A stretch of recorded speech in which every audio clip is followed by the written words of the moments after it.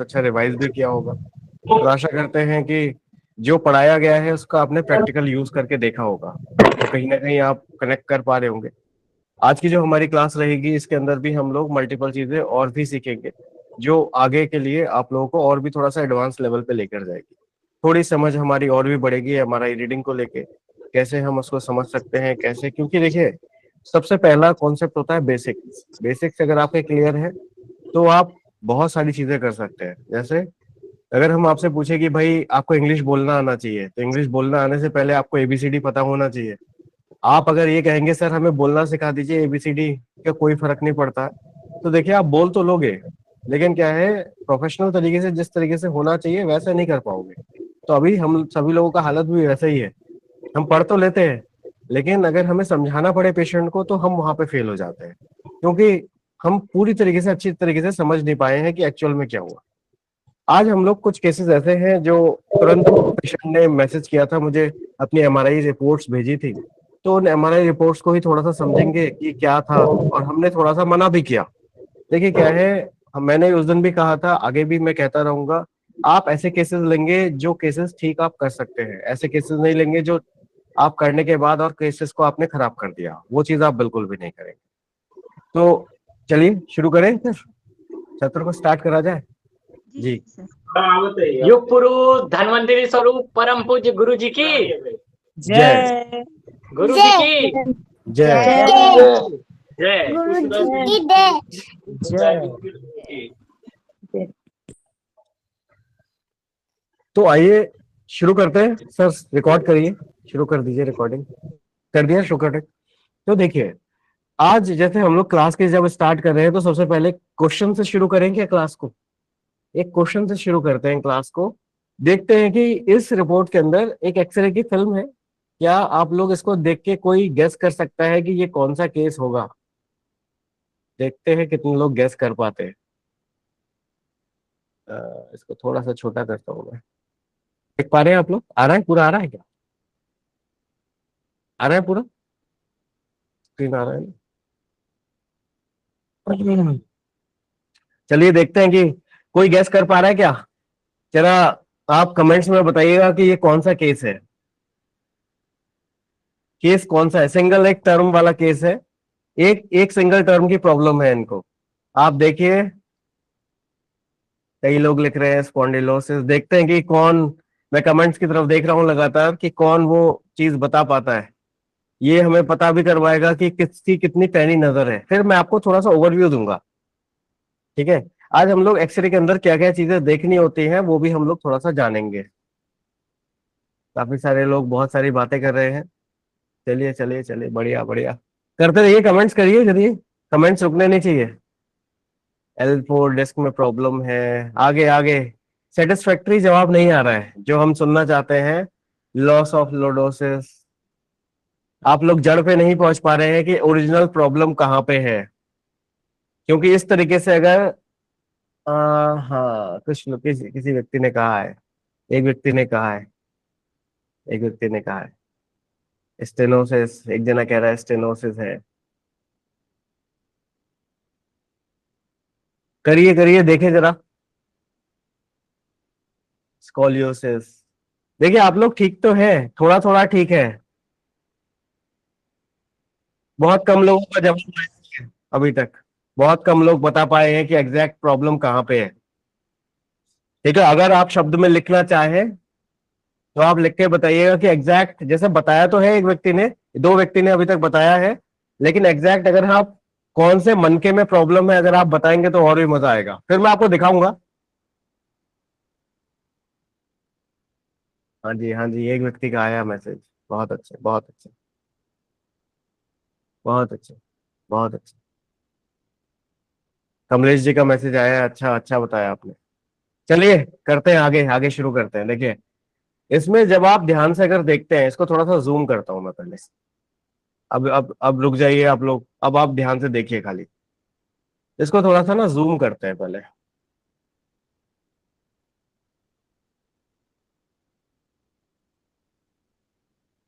देखो आप देख पा रहे हो क्या आप लोग? मेरे इसमें से इमेज थोड़ी सी गड़बड़ हो गई है।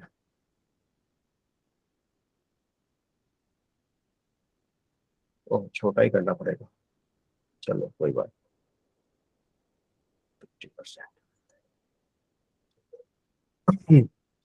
चलिए देखते हैं।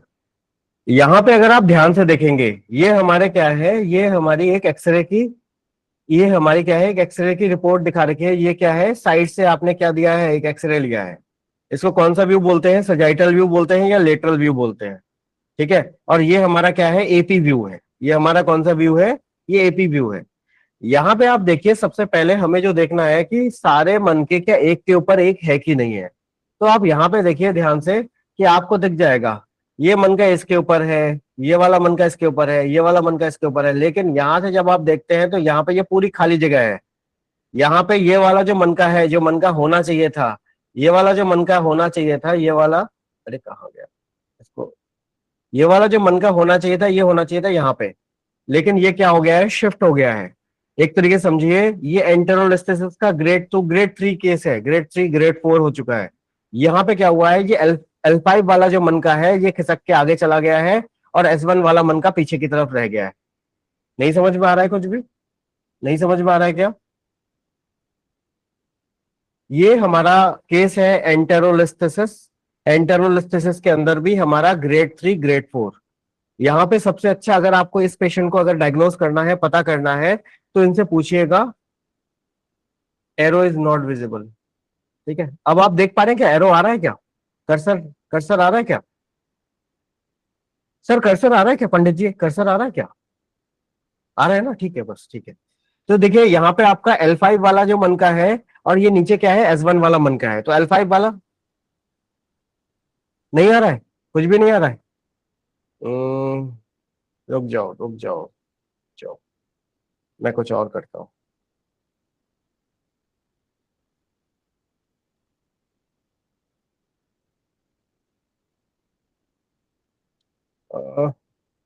इसमें हम लोग कुछ कर नहीं पा रहे हैं। ये कर्सर आ रहा है क्या, नहीं आ रहा है, कर्सर आ रहा है, ठीक है।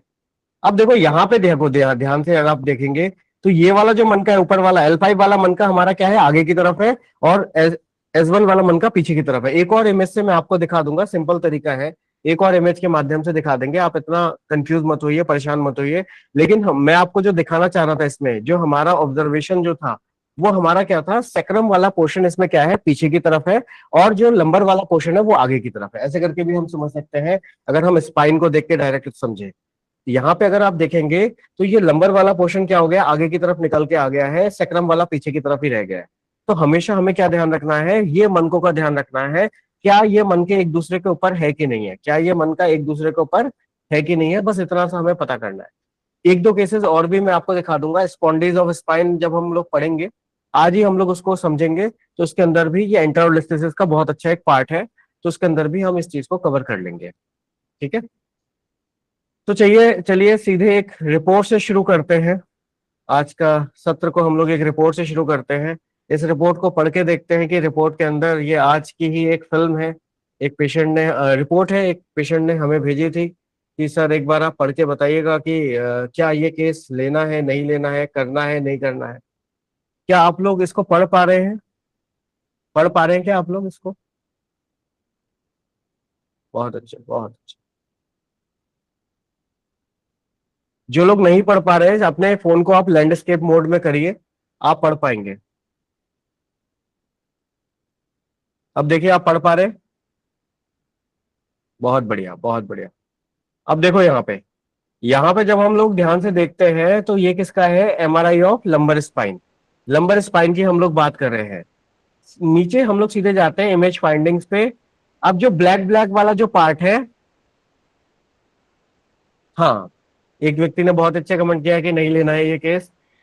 डेसिकेशन हुआ है, कहाँ पे हुआ है, L4 L5 में हुआ है। मैं आपको सीधे स्क्रीन पे ही दिखाता हूँ थोड़ा कर्सर के माध्यम से। यहाँ पे देखिए आप, डिस्क डेसिकेशन हुआ है, कहाँ पे हुआ है, L4 L5 लेवल पे। और क्या हुआ है, posterior disc bulge. Posterior disc bulge का मतलब क्या है, डिस्क जो निकली है पीछे की तरफ निकली है। अच्छा ये बताइए, डिस्क डेसिकेशन किसको याद है, हमने क्या बताया था, डिस्क डेसिकेशन का मतलब क्या होता है?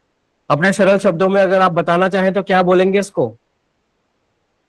अंदर का, जब भी हमारा जेल का अंदर जो हमारा लिक्विड पोर्शन है वो क्या हो जाता है, जब सूखने लगता है, या फिर जेल हमारा बाहर हो जाता है तो उसी को हम लोग क्या बोल देते हैं, डिस्क डेसिकेट हो गई है, चपटी हो गई है। बिल्कुल सही कहा आपने। ठीक है, तो ध्यान रखिएगा, एक एक शब्द बड़ा ज्यादा इंपॉर्टेंट है। ठीक है, ब्रेड की तरह, बिल्कुल सही है। पोस्टीरियर डिस्क बल्ज हुई है कहाँ पे, L5S1 में हुई है, थीकल सैक को दबा रही है। अच्छा, थीकल सैक किसे कहते हैं, याद है सभी को, याद है थीकल सैक? जल्दी से कमेंट करके बताइएगा, जल्दी जल्दी जल्दी। हाँ जी, कवर, कवर, बिल्कुल सही कहा। ठीक है, स्पाइनल कॉर्ड का जो कवर होता है वो क्या है आपका, थीकल सैक। ठीक है, अब देखो, neural compression, there is no neural compression however. लेकिन अब यहाँ पे देखो L4 L5 की बात कर रहे हैं।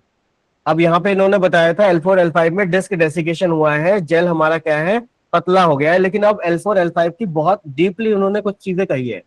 पोस्टीरियर डिस्क प्रोट्रूजन, डिस्क बल जो हुआ है पोस्टीरियर साइड हुआ है, कहाँ पे हुआ है, L4 L5 में। Indenting the thecal sac, thecal sac को वो दबा रहा है। और क्या है, ऑब्लिटरेटिंग बायलेटरल लेटरल रेसेस। मैंने आपको बताया था लेटरल रेसेस क्या होता है, जहां से आपकी नर्व निकल रही है, स्टार्टिंग पॉइंट जो आपका है वो आपका क्या है, lateral recess. Complete compressing the bilateral transverse nerve root. Disc sequestration, बोले सर ये क्या लिख दिया इन्होंने, डिस्क सीक्वेस्ट्रेशन? आपने तो बताया था सर डिस्क सीक्वेस्ट्रेशन का मतलब क्या है, जेल बाहर निकला और टूट के अलग हो चुका है। ठीक है, तो हमेशा ध्यान रखिएगा, सीक्वेस्ट्रेशन तुरंत लिख दिया है उन्होंने। अच्छा, अब वो क्या करेगा ना, अब देखो क्या है, विथ क्रेनियल माइग्रेशन। मैंने आपको बताया था दो तरीके के माइग्रेशन होते हैं, एक होता है सीफल माइग्रेशन, एक होता है क्रेनियल माइग्रेशन। क्रेनियल माइग्रेशन क्या था, जल जब ऊपर के डायरेक्शन में जाता है या नीचे के डायरेक्शन में, बताना जरा, जल किस डायरेक्शन में जाएगा, ऊपर या नीचे की तरफ डायरेक्शन में, बताइए जल्दी से कमेंट में। हाँ जी, हाँ जी, ऊपर की तरफ। अब यहाँ पे इन्होंने साफ साफ बता दिया है कि क्रेनियल नर्व, क्रेनियल माइग्रेशन, ऊपर की तरफ जल का मूवमेंट हो गया है। ठीक है, और compressing the left transverse nerve root L3 L4। अब देखो यहां मूवमेंट किस तरीके से हुआ है, जेल का टुकड़ा नीचे निकला और वो ऊपर की तरफ चला गया, और जो L3 L4 से भी जो नर्व रूट निकल रही है उसको भी ये दबाने लगा।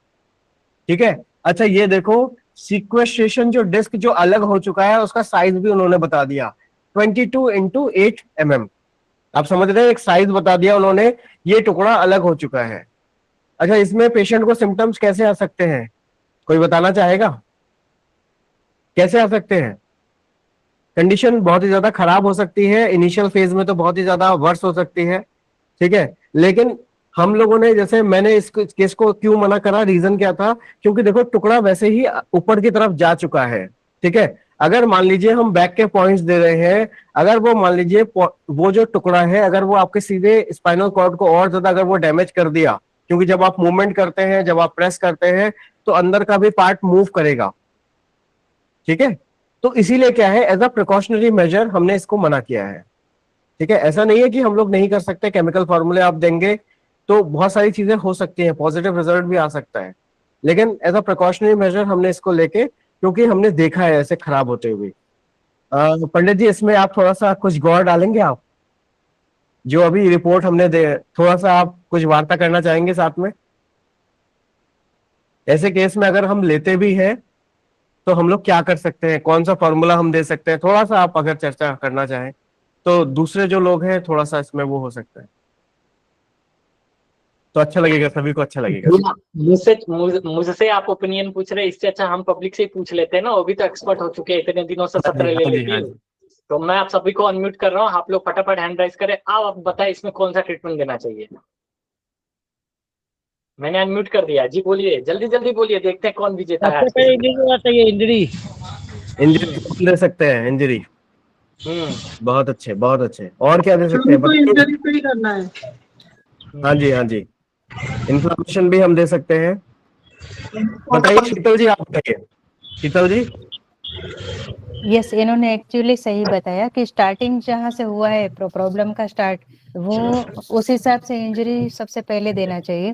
उससे वो एटलीस्ट अनबेरेबल पेन में से थोड़ा सा रिलीफ उनको मिलेगा एंड बॉडी धीरे धीरे सपोर्ट करने लगेगी। हमको डायरेक्टली वो एरिया पे कुछ भी प्रेशर या कुछ भी हाँ जी, लाइक इसका मोमेंट नहीं देना है। इनडायरेक्टली हम लेग में लाइक 20-60 फिंगर वर्ड लीवर से स्टार्ट करके केस को ले कर सकते हैं, लेकिन ऑफ कोर्स पहले से उनको बता देना है कि इसमें this is not pure curable, but हम जितना हो सके उतना बेटर करेंगे इसमें। सही, इसमें को बिल्कुल नया प्लान सही भी कहा। है, देख रहे हैं एक नया जी बताइए Santosh ji. Sir ultra back pain नहीं चलेगा। ठीक है ठीक है, काफी लोगों ने काफी सारी बातें बताई। लैक्टिक एसिड भी हम लोग दे सकते हैं, न्यू जीन्स भी हम लोग दे सकते हैं। इसके लिए ना हमने एक संपूर्ण इंजरी अभी अभी कुछ लोगों को दिया था हमने। इसमें जी पूरा का पूरा संपूर्ण इंजरी जो हमने पूरा सीक्वेंस बताया, injury, lactic acid, pure follicular, new genes का कॉम्बिनेशन, ये भी जी दिया जा सकता है। और अल्ट्रा बैक पेन में भी बहुत सारे सीक्वेंसेस वो भी दिया जा सकता है। साथ में चक्रोपचार में भी मॉडिफिकेशन करके बहुत सारे हमने बनाए हैं, उसको भी दिया जा सकता है। तो ट्रीटमेंट बहुत सारे हैं। अगर पूरा बिल्कुल ट्रीटमेंट नहीं दिया जा सकता है तो आप कुछ नहीं दे, अगर कुछ भी नहीं दे सकते हैं ना, तो खाली पैन WD को ही ना थाइमर डाल के उसी को इंटू 6 देंगे ना, उससे भी पेशेंट को राहत होगा। खाली 1 पेन या तो 2 पेन लिए, 1 WD दिए और उसको उसमें खाली थाइमर डालते जाइए बस। 1 थाइमर बस से लेके 4 थाइमर तक, इतने से भी पेशेंट ठीक होगा। ठीक है, अगर वाह कंडीशन टिल्ट की लगती है तो टिल्ट ट्रीटमेंट भी दिया जा सकता है। अगर कंडीशन लगती है ना कि ये चीजें हुई क्यों, अगर उसका हिस्ट्री हमें पता चल जाए तो उसके हिसाब से भी हम दे सकते हैं। ठीक है, अगर लगती है कि बहुत ज्यादा नर्व कंप्रेस है तो ऐसे में हम 15 लेफ्ट मेडुला 6 लेफ्ट साइड हम शुरुआत में ही दे सकते हैं। बिल्कुल ठीक है। अब देखिए इसमें एक डिस्क्लेमर पेशेंट को हमेशा दे देना है, पहले से ही बता दीजिए। देखिए अगर मान लीजिए कि कंडीशन अगर वर्स होती है तो ठीक है, आप डिस्क्लेमर लिखवा लीजिएगा पेपर में। क्योंकि अगर मान लीजिए देखिए हम कहते हैं फिर 90% पेशेंट ठीक हो सकता है, 10% का हम लेके चलेंगे। आपने अपने पेपर के ऊपर जो भी आपने डायग्नोसिस है, उसके जो भी ट्रीटमेंट आप दे रहे हैं उसके ऊपर एक डिस्क्लेमर लिखवा लीजिए, you are taking neurotherapy treatment at your own risk. ये हमेशा ध्यान रखिएगा, ठीक है नहीं, ठीक है। ये चीज हमेशा सभी लोग अपने जो भी आपका डायग्नोसिस का पर्चा है उसके ऊपर आप हमेशा लिखवाइएगा, you are taking neurotherapy treatment या जो भी तरीके की treatment at your own risk, we are not responsible if anything happens. ये चीज हमेशा ध्यान रखिएगा, करवाना जरूर है। क्योंकि देखिए एलोपैथिक करवा रहा है, अगर मान लीजिए कुछ भी ऐसा होता है तो चीजें आपके फेवर में नहीं आएंगी, आपके फेवर में रहेंगी और मतलब आपके ऊपर नहीं आएंगी। ये है इस तरीके से, ठीक है। और देखिए मैंने मेरा मना करने का रीजन क्या था, बाहर से था, बहुत दूर से आएगा पेशेंट और वो उठने बैठने चलने फिरने में हर एक चीज में प्रॉब्लम होगी। अगर वो लोकल का होता मैं बिल्कुल ले सकता था, लेकिन मैंने ये देखा, मैंने सारी चीजें ऑब्जर्व करी, वो व्यक्ति बेड पे है। अब सोचिए कि क्या हम उसको बुलाएंगे कि अपने पास, नहीं बुलाएंगे आप, ठीक है। तो ये वाला केस भी हम लोग न्यूरोथेरेपी के जरिए कर सकते हैं। लेकिन अगर वो आप इन पर्सन आप दे रहे हैं, बहुत पास में है और ज्यादा मूवमेंट वगैरह, लेटा रहेगा व्यक्ति, ऐसे केस में ज्यादा मूवमेंट वगैरह नहीं करवाना है उनको, ठीक है भाई। चलिए आगे बढ़े क्या, आगे एक नेक्स्ट रिपोर्ट की तरफ बढ़ते हैं, उसको हम लोग देखते हैं।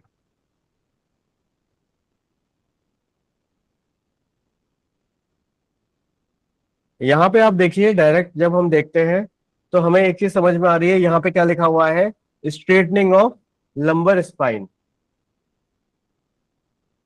क्या लिखा हुआ है यहाँ पे, straightening of spine with loss of lumbar lordosis. हमारी जो लंबर की लोडोटिक कर्व है वो क्या हो गई है कि खत्म हो गई है, एक तरीके से सीधी हो गई है। अब इसकी वजह से क्या हुआ है, डिस्क डेसिकेशन हुआ है। कहां पे हुआ है, L4 L5 S1, ठीक है, इंटरवर्टिब्रल डिस्क, दो जगह हमारी क्या हुई है, डिस्क डेसिकेशन हुई है। और क्या हुआ है, डिफ्यूज एसिमेट्रिकल बल्जिंग। बताइए एसिमेट्रिकल डिस्क बल्ज हमने बताया था या नहीं बताया था, बताइए, याद है, थम्स अप करिए। एसिमेट्रिकल डिस्क बल्ज मतलब क्या हुआ है, वो गोल रोटी नहीं बनी हुई है। जैसे हम लोग जब शुरुआत में रोटी बनाते थे तो कभी इधर से टेढ़ी कभी उधर से टेढ़ी, इस तरीके से वो डिस्क बल्ज तो हुई है लेकिन सिमेट्रिकल नहीं हुई है, अनइवन हुआ है, ठीक है। कहां पे, L5 S1 में हुआ है, causing indentation of the thecal सेक को दबा रहा है, and alteration of the left neural foramen, ठीक है। अल्टरेशन का मतलब यहाँ पे क्या हो गया, अल्टरनेशन का मतलब क्या है, फोरामिनल कैनाल हमारी इतनी थी उसमें थोड़ा सा बदलाव आ गया है, ठीक है। बहुत ज्यादा सीवियर कंप्रेशन नहीं है लेकिन बदलाव तो आ ही गया है, ठीक है। और उसके बाद नीचे जब हम लोग चलते हैं तो क्या लिखा हुआ है, diffuse disc bulge with posterocentral. याद है आपको पोस्टेरो सेंट्रल, पोस्टेरो सेंट्रल का मतलब क्या था, बताइएगा जरा कमेंट्स में बताइएगा, पोस्टेरो सेंट्रल बताइए जल्दी से, जल्दी से। जैसे ही हमारा जेल सेंटर की तरफ निकलता है, बिल्कुल सही है, बीच में से निकलता है, बीच की तरफ, ठीक है। जब सेंटर की तरफ निकलता है सीधे स्पाइनल कॉर्ड को वो दबाने लगता है, तो वो पोस्टर सेंट्रल जैसे शब्द का यूज करेगा, L5S1 में हुआ है, and causing mild stenosis, stenosis भी कर रहा है सेंट्रल स्पाइनल कैनाल में। तो बताइए ये वाला पॉइंट क्लियर है कि नहीं है? स्टेनोसिस का मतलब क्या होता है कि आपका जब डायमीटर कम होने लगेगा, यहाँ पे आप देखिए नीचे की तरफ आप आइए, L4 L5 और L5S1 की तरफ आप देखिए, यहाँ पे डायमीटर हमारा कितना हो गया है, 8.8 और 9.6 हमारा डायमीटर है। देख पा रहे हैं आप लोग? स्पाइनल कैनाल डायमीटर जहां पे आपका लिखा हुआ है, यहाँ पे लिखा हुआ है L1 L2 10.9, L2 L3 11.3। हाँ जी, हाँ जी, लेस देन द नॉर्मल। लेकिन कहाँ पे हुआ है? L4 L5 में भी हुआ है, L5S1 में भी हुआ है। ठीक है। अच्छा, क्या कंडीशन बहुत ज्यादा सीवियर है क्या? बहुत ज्यादा वर्स तो नहीं है? नहीं, बहुत ज्यादा खराब नहीं है। ठीक है, हम लोग इसको ठीक कर सकते हैं और पूरा बहुत अच्छा रिजल्ट आ जाएगा। ठीक है, आप जो जनरल फॉर्मूले हैं वही अगर आप देंगे तो भी आप रिजल्ट ले पाएंगे। ठीक है, और अगर हम फाइंडिंग्स की तरफ जाएंगे, अगर हम इसकी फिल्म को देखना चाहें तो फिल्म हमारी कैसे करके दिखती है, ये थोड़ा सा देख लेते हैं। फिल्म हमारी अगर हम देखेंगे, यहाँ पे आप ध्यान से देखिएगा, फिल्म अगर हम यहाँ पे देखते हैं, ठीक है, फिल्म अगर हम यहाँ पे देखते हैं तो यहाँ पे आप देखिए, ये अगर हम डिस्क को देखें तो ये हमारी कैसी है, बीच में से व्हाइट है, ये भी बीच में से व्हाइट है, ये भी हमारा कैसा है, डिस्क कैसी है, हेल्दी डिस्क है। लेकिन जैसे ही हम L4 L5 वाली डिस्क को देखते हैं या L5S1 वाली डिस्क को देखते हैं तो हमें ये क्या दिख रही है, ब्लैक ब्लैक दिख रहा है। देख पा रहे हैं सभी लोग या नहीं देख पा रहे हैं? देख पा रहे हैं? ये हमें कैसा दिख रहा है, ये ब्लैक ब्लैक दिख रहा है। हमेशा ध्यान रखिएगा, जो भी डिस्क हमारी डैमेज होती है, जब भी हमारी बल्जिंग होगी या फिर डैमेज हो जाएगी डिस्क, तो हमारी डिस्क कैसी हो जाएगी, ब्लैक हो जाएगी। कैसी हो जाएगी? ब्लैक हो जाएगी, ध्यान रखिएगा। अब यहाँ पे आप देखिए, ये हमारा व्हाइट व्हाइट स्ट्रक्चर, ये क्या है, हमारा स्पाइनल कैनाल है। देख पा रहे हैं कि नहीं देख पा रहे हैं सभी लोग? ये हमारा क्या है, स्पाइनल कैनाल है। हमेशा ध्यान रखिए, ये जो स्पेस है, ये वाली जो स्पेस है, कर्सर आप देख, कर्सर नहीं आ रहा है क्या? कर्सर आना तो चाहिए, कर्सर नहीं आ रहा है ना, दिक्कत है ये वाले इसमें। कोई बात नहीं, अगली बार मैं आईपैड से क्लास लूंगा, उसमें आप लोगों का बहुत अच्छे तरीके से आप कर पाएंगे। ठीक है, आईपैड से हम कर्सर के साथ कर पाएंगे। लेकिन अगर आप यहाँ यहाँ पे ध्यान से देखिएगा कि ये जो कैनाल है, ठीक है, ये जो पूरा रास्ता है कैनाल का, ठीक है, ये रास्ता कैसा हो जाता है, L4 L5 के सामने कम हो जाता है, और ये L5S1 के सामने भी कम हो जाता है। ठीक है, तो यही हमारा डायमीटर कितना हो गया, 8.8 के आसपास रह गया है, और यहाँ पे क्या है, 9 पॉइंट कुछ के आसपास रह गया है। अच्छा, इसमें इसमें इसमें पता है सबसे अच्छा क्या हम करवा सकते हैं पेशेंट को? अगर आपके पास कोई इमरजेंसी में पेशेंट आया है, बहुत ज्यादा दर्द हो रहा है, तो सबसे सिंपल टेक्निक जो मैं यूज करता हूं, पेशेंट को आपको बोलना है, तीन तीन बार करना है दिन में। कैसे करके करेंगे? उल्टा लेटेंगे, 3 स्टेप में इसको करेंगे, 3 स्टेप या 4 स्टेप में। तो सबसे पहले क्या करना है, कोई भी पिलो वगैरह आप नहीं लगाएंगे, आपको पेशेंट को उल्टा लिटाना है। सिंपल उल्टा लिटा दीजिए, हाथ हाथ पीछे की तरफ रहेंगे और उल्टा लिटाइए, और उनसे पूछिए दर्द कैसा है। पेशेंट कहेगा आपको आराम मिल रहा है। अगर पेशेंट कहता है आराम मिल रहा है, 2 मिनट लेटाने के बाद चेस्ट के नीचे एक तकिया लगाना है। ठीक है, 2 मिनट लेटाने के बाद चेस्ट के नीचे तकिया लगाइए, फिर से आप 2 से 3 मिनट लेटाइए और पेशेंट से पूछिए कैसा है, दर्द कैसा है। पेशेंट कहेगा दर्द अभी भी मेरा ठीक है, वैसे जैसे दर्द हो रहा था वैसा नहीं है। तो आप समझेंगे कि पॉजिटिव की तरफ हम लोग जा रहे हैं। आप सिंपल, इसमें क्या हो रहा है, जो डिस्क के ऊपर लगातार एक प्रेशर बना हुआ है, हम उस प्रेशर को क्या कर रहे हैं, कम कर रहे हैं। ठीक है, उसको प्रेशर को कम कर रहे हैं। पहले एक तकिया लगाएंगे, 2 मिनट के बाद 2 तकिया, 3 मिनट के उसके बाद 2 मिनट के बाद फिर से 3 तकिया। अगर सपोज करिए पेशेंट कहता है 2 तकिया लगाने के बाद जैसे ही तीसरा लगाते हैं तो दर्द बढ़ जा रहा है, तो आप अभी तक 2 तकिए पे ही रहेंगे। समझ में आया कि नहीं आया? पहला स्टेप उल्टा लेटाइए, दूसरे स्टेप में 2-3 मिनट के बाद चेस्ट के नीचे 1 पिलो, 2-3 मिनट के बाद फिर से चेस्ट के नीचे 2 पिलो। ऐसे दिन में 2 से 3 बार करिए। आप क्या कर रहे हैं, उस जगह को हील होने का मौका दे रहे हैं। ये सारे जो पेशेंट हैं, ये इस तरीके से हम लोगों ने बहुत देखा है। बहुत तड़पता हुआ पेशेंट आया है, दर्द बिल्कुल कंट्रोल नहीं हो रहा है, आप सिंपल ये टेक्निक अपनाइए, या उल्टा लिटा दीजिए चेस्ट के नीचे 1 या 2 तकिया लगा के। ठीक है, और पेशेंट को कहना है कि जिस साइड में भी अगर पैरों में दर्द आ रहा है उस तरफ करवट लेके नहीं लेटेगा, वो वाला पैर नीचे नहीं होना चाहिए कभी भी। याद रहेगा कि नहीं रहेगा? सभी को याद रहेगा? थम्स अप करिएगा चीजें अगर क्लियर हो रही है थोड़ी थोड़ी। बहुत अच्छे, बहुत अच्छे, शानदार। आगे बढ़ते हैं फिर, ठीक है। और इस ये वाले केस के अंदर भी देखिए, अगर किसी के भी सर्वाइकल स्ट्रेटनिंग है या लंबर स्ट्रेटनिंग है तो आप एक सिंपल सा काम कर सकते हैं। जब भी व्यक्ति लेटेगा थोड़ा सा उसको दिन में 2 से 3 बार आप करवाइएगा। तो आप क्या करिएगा, टॉवल को आप रोल कर लीजिए और जस्ट गर्दन के पीछे की तरफ आप रख दीजिए और उसको बोलिए सिंपल लेटना है। कोई तकिया वगैरह नहीं लगाएंगे। उससे क्या होगा, जो कर्व है वो कर्व मेंटेन हो जाएगी थोड़ी, और उसकी वजह से कर्व जैसे ही मेंटेन होगी तो उसकी वजह से तो क्या होगा, आराम मिलना शुरू होगा। और जिससे कर्व खत्म होता है वो सारे काम उसको बंद करवा दीजिए।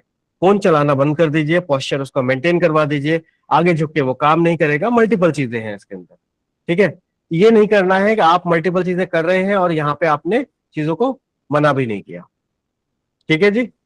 इसके अंदर भी हम लोग न्यूरोथेरेपी के जो अभी हम लोगों ने फॉर्मूले डिस्कस करे थे वो सारे फॉर्मूले आप दे सकते हैं।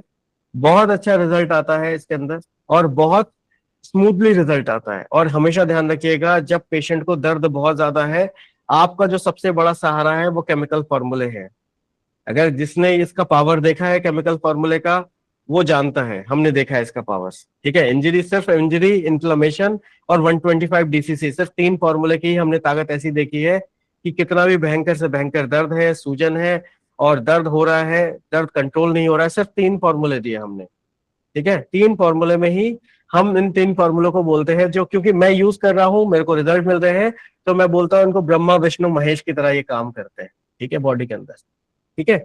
जो भी लोग बैक पेन के लिए देखते हैं, अगर आप इसका यूज करके देखिएगा, क्योंकि मेरा पर्सनल, मैंने बहुत सारे केसेस सिर्फ 3 फॉर्मूले दिए हैं। बैक पेन के अंदर बहुत दर्द होता है, बहुत दिक्कतें हैं, मल्टीपल इश्यूज है, ठीक है। हमने कहा शुरुआत में यहीं से काम करिए। इंजरी हुई है, सूजन बहुत ज्यादा है, इन्फ्लेमेशन आप डबल कर दीजिए। अगर लग रहा है डबल देने की जरूरत है इन्फ्लेमेशन को, आप डबल कर दीजिए, कोई दिक्कत नहीं है, ठीक है। कैल्शियम का इम्बेलेंस है तो आप कैल्शियम को भी बढ़ा दीजिए उसमें, ठीक है। तो वहां पे बहुत अच्छा रिजल्ट है, आप लोग यूज करके देखिएगा। बाकी आप लैक्टिक एसिड वगैरह भी बहुत अच्छा है, इसमें रिजल्ट आता है। लार्ज किडनी क्लियर अगर आप देना चाहे, देखो कंडीशन टू कंडीशन डिफर करती है। पेट वगैरह अगर खराब है तो उसके लिए भी आप यूज कर सकते हैं, अलग अलग फॉर्मूले उसमें और भी है, ठीक है। ये वाली चीज समझ में आई आप लोगों को? थोड़ा रिपोर्ट फिल्म देखिए। और इसमें एक चीज और ध्यान रखिएगा कि अगर इसमें आप 2 चीजें देखेंगे, ये बोलेंगे सर एक तो एक ये बड़ा सा आपको दिख रहा है, बड़ी, जिसमें हमें बड़ा बड़ा दिख रहा है कि L1 L2 L3 L4 L5 ऐसे करके लिखा हुआ है। सर यहाँ पे हमारी छोटी छोटी इमेजेस भी बनी हुई हैं। सर ये क्या हमारी काम की है क्या? ये क्या हम यूज में लेके आ सकते हैं क्या? क्या इससे हमें क्या पता चल रहा है? देखिए, सबसे बड़ा जो रिप्रेजेंटेशन है सबसे पहले हम इसी से ही पता कर लेंगे, क्योंकि यहाँ पे जो इमेजेस ली जाती है, हमेशा आप ध्यान रखिएगा, सिंगल साइड से इमेज नहीं ली जाती है। इमेज जब ली जा रही है वो क्या हो रही है, रोटेट करी जा रही है, यहाँ पे ऐसे ऐसे साइड से आगे पीछे पूरी वो रोटेट करती हुई इमेजेस ली गई है। तो इमेज में वो क्लियरिटी नहीं है जो आपकी ये बड़ी वाली इमेज में आप सारी चीजें यहीं से क्लियर कर सकते हैं। सही है कि नहीं सही है? एक चीज और हम लोग समझेंगे कि जब भी डिस्क बल्ज होती है, मैं आपको दिखाता हूँ इसके अंदर, हम लोग, मैं आपको ये वाला जो स्टॉप शेयरिंग करते हैं, दूसरा है,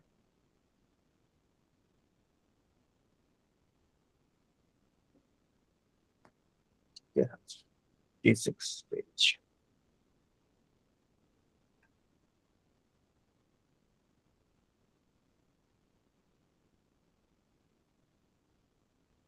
आप लोग देख पा रहे हैं क्या? इमेज आ रही है? बहुत अच्छा, बहुत अच्छा, बहुत अच्छा।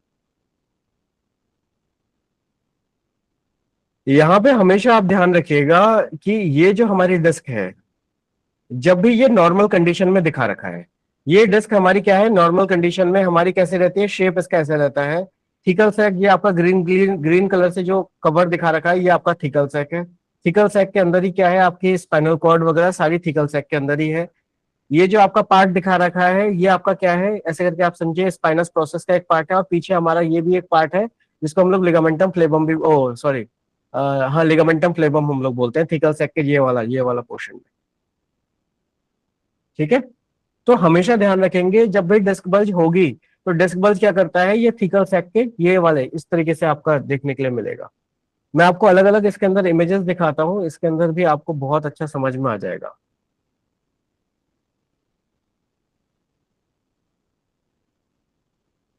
इसको यहाँ पे देखते हैं।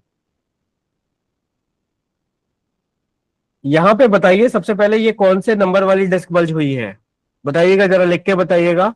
ये अगर इसकी हमें नेमिंग करनी होगी तो ये नेमिंग कौन से नेमिंग की होगी ये डिस्क बल्ज, बताइए जल्दी से, कमेंट्स पे आके जल्दी से बताइए। ये वाला जो ऊपर वाला जो फिगर डायग्राम है L4 L5 L4 L5, देखो लिखा हुआ है साफ साफ, तब भी कमेंट्स नहीं कर रहे हैं आप। बहुत अच्छे। अब यहाँ पे आप ध्यान से देखिए, बस बस ठीक है, समझ गए समझ गए, आ गया समझ में आ गया। ठीक है, अब यहाँ पे अगर आप ध्यान से देखें, बताइए मेरा कर्सर दिख रहा है कि नहीं दिख रहा है, हम सब करके बताइएगा, कर्सर दिख रहा है मेरा? ठीक है ठीक है। अब यहाँ पे आप देखिए डिस्क क्या हो रही है, डिस्क इस तरीके से आपका कैनाल की तरफ जा रही है, माइग्रेट कर गई है पूरी तरीके से। ठीक है, इसको थोड़ा सा अगर हम जूम करें तो उसमें आप और भी अच्छे तरीके से समझ पाएंगे।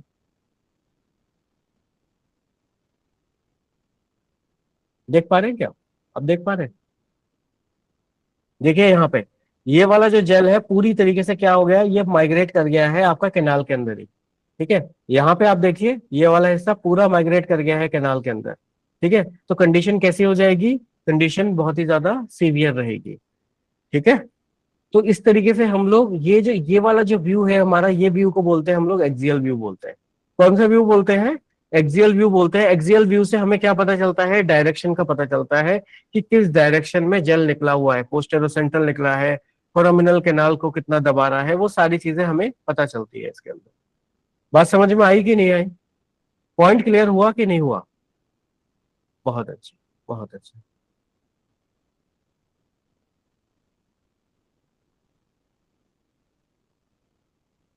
देखिए मैं जो आपको दिखाना चाह रहा था स्पॉन्डिज ऑफ स्पाइन का, आपको एक चीज दिखाता हूं मैं आपको, जो मैं बताना चाह रहा था उस टाइम।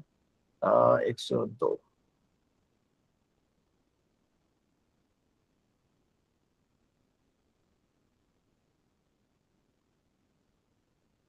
इसमें हम लोग डिस्कस करते हैं स्पॉन्डिलोलिस्थेसिस के बारे में।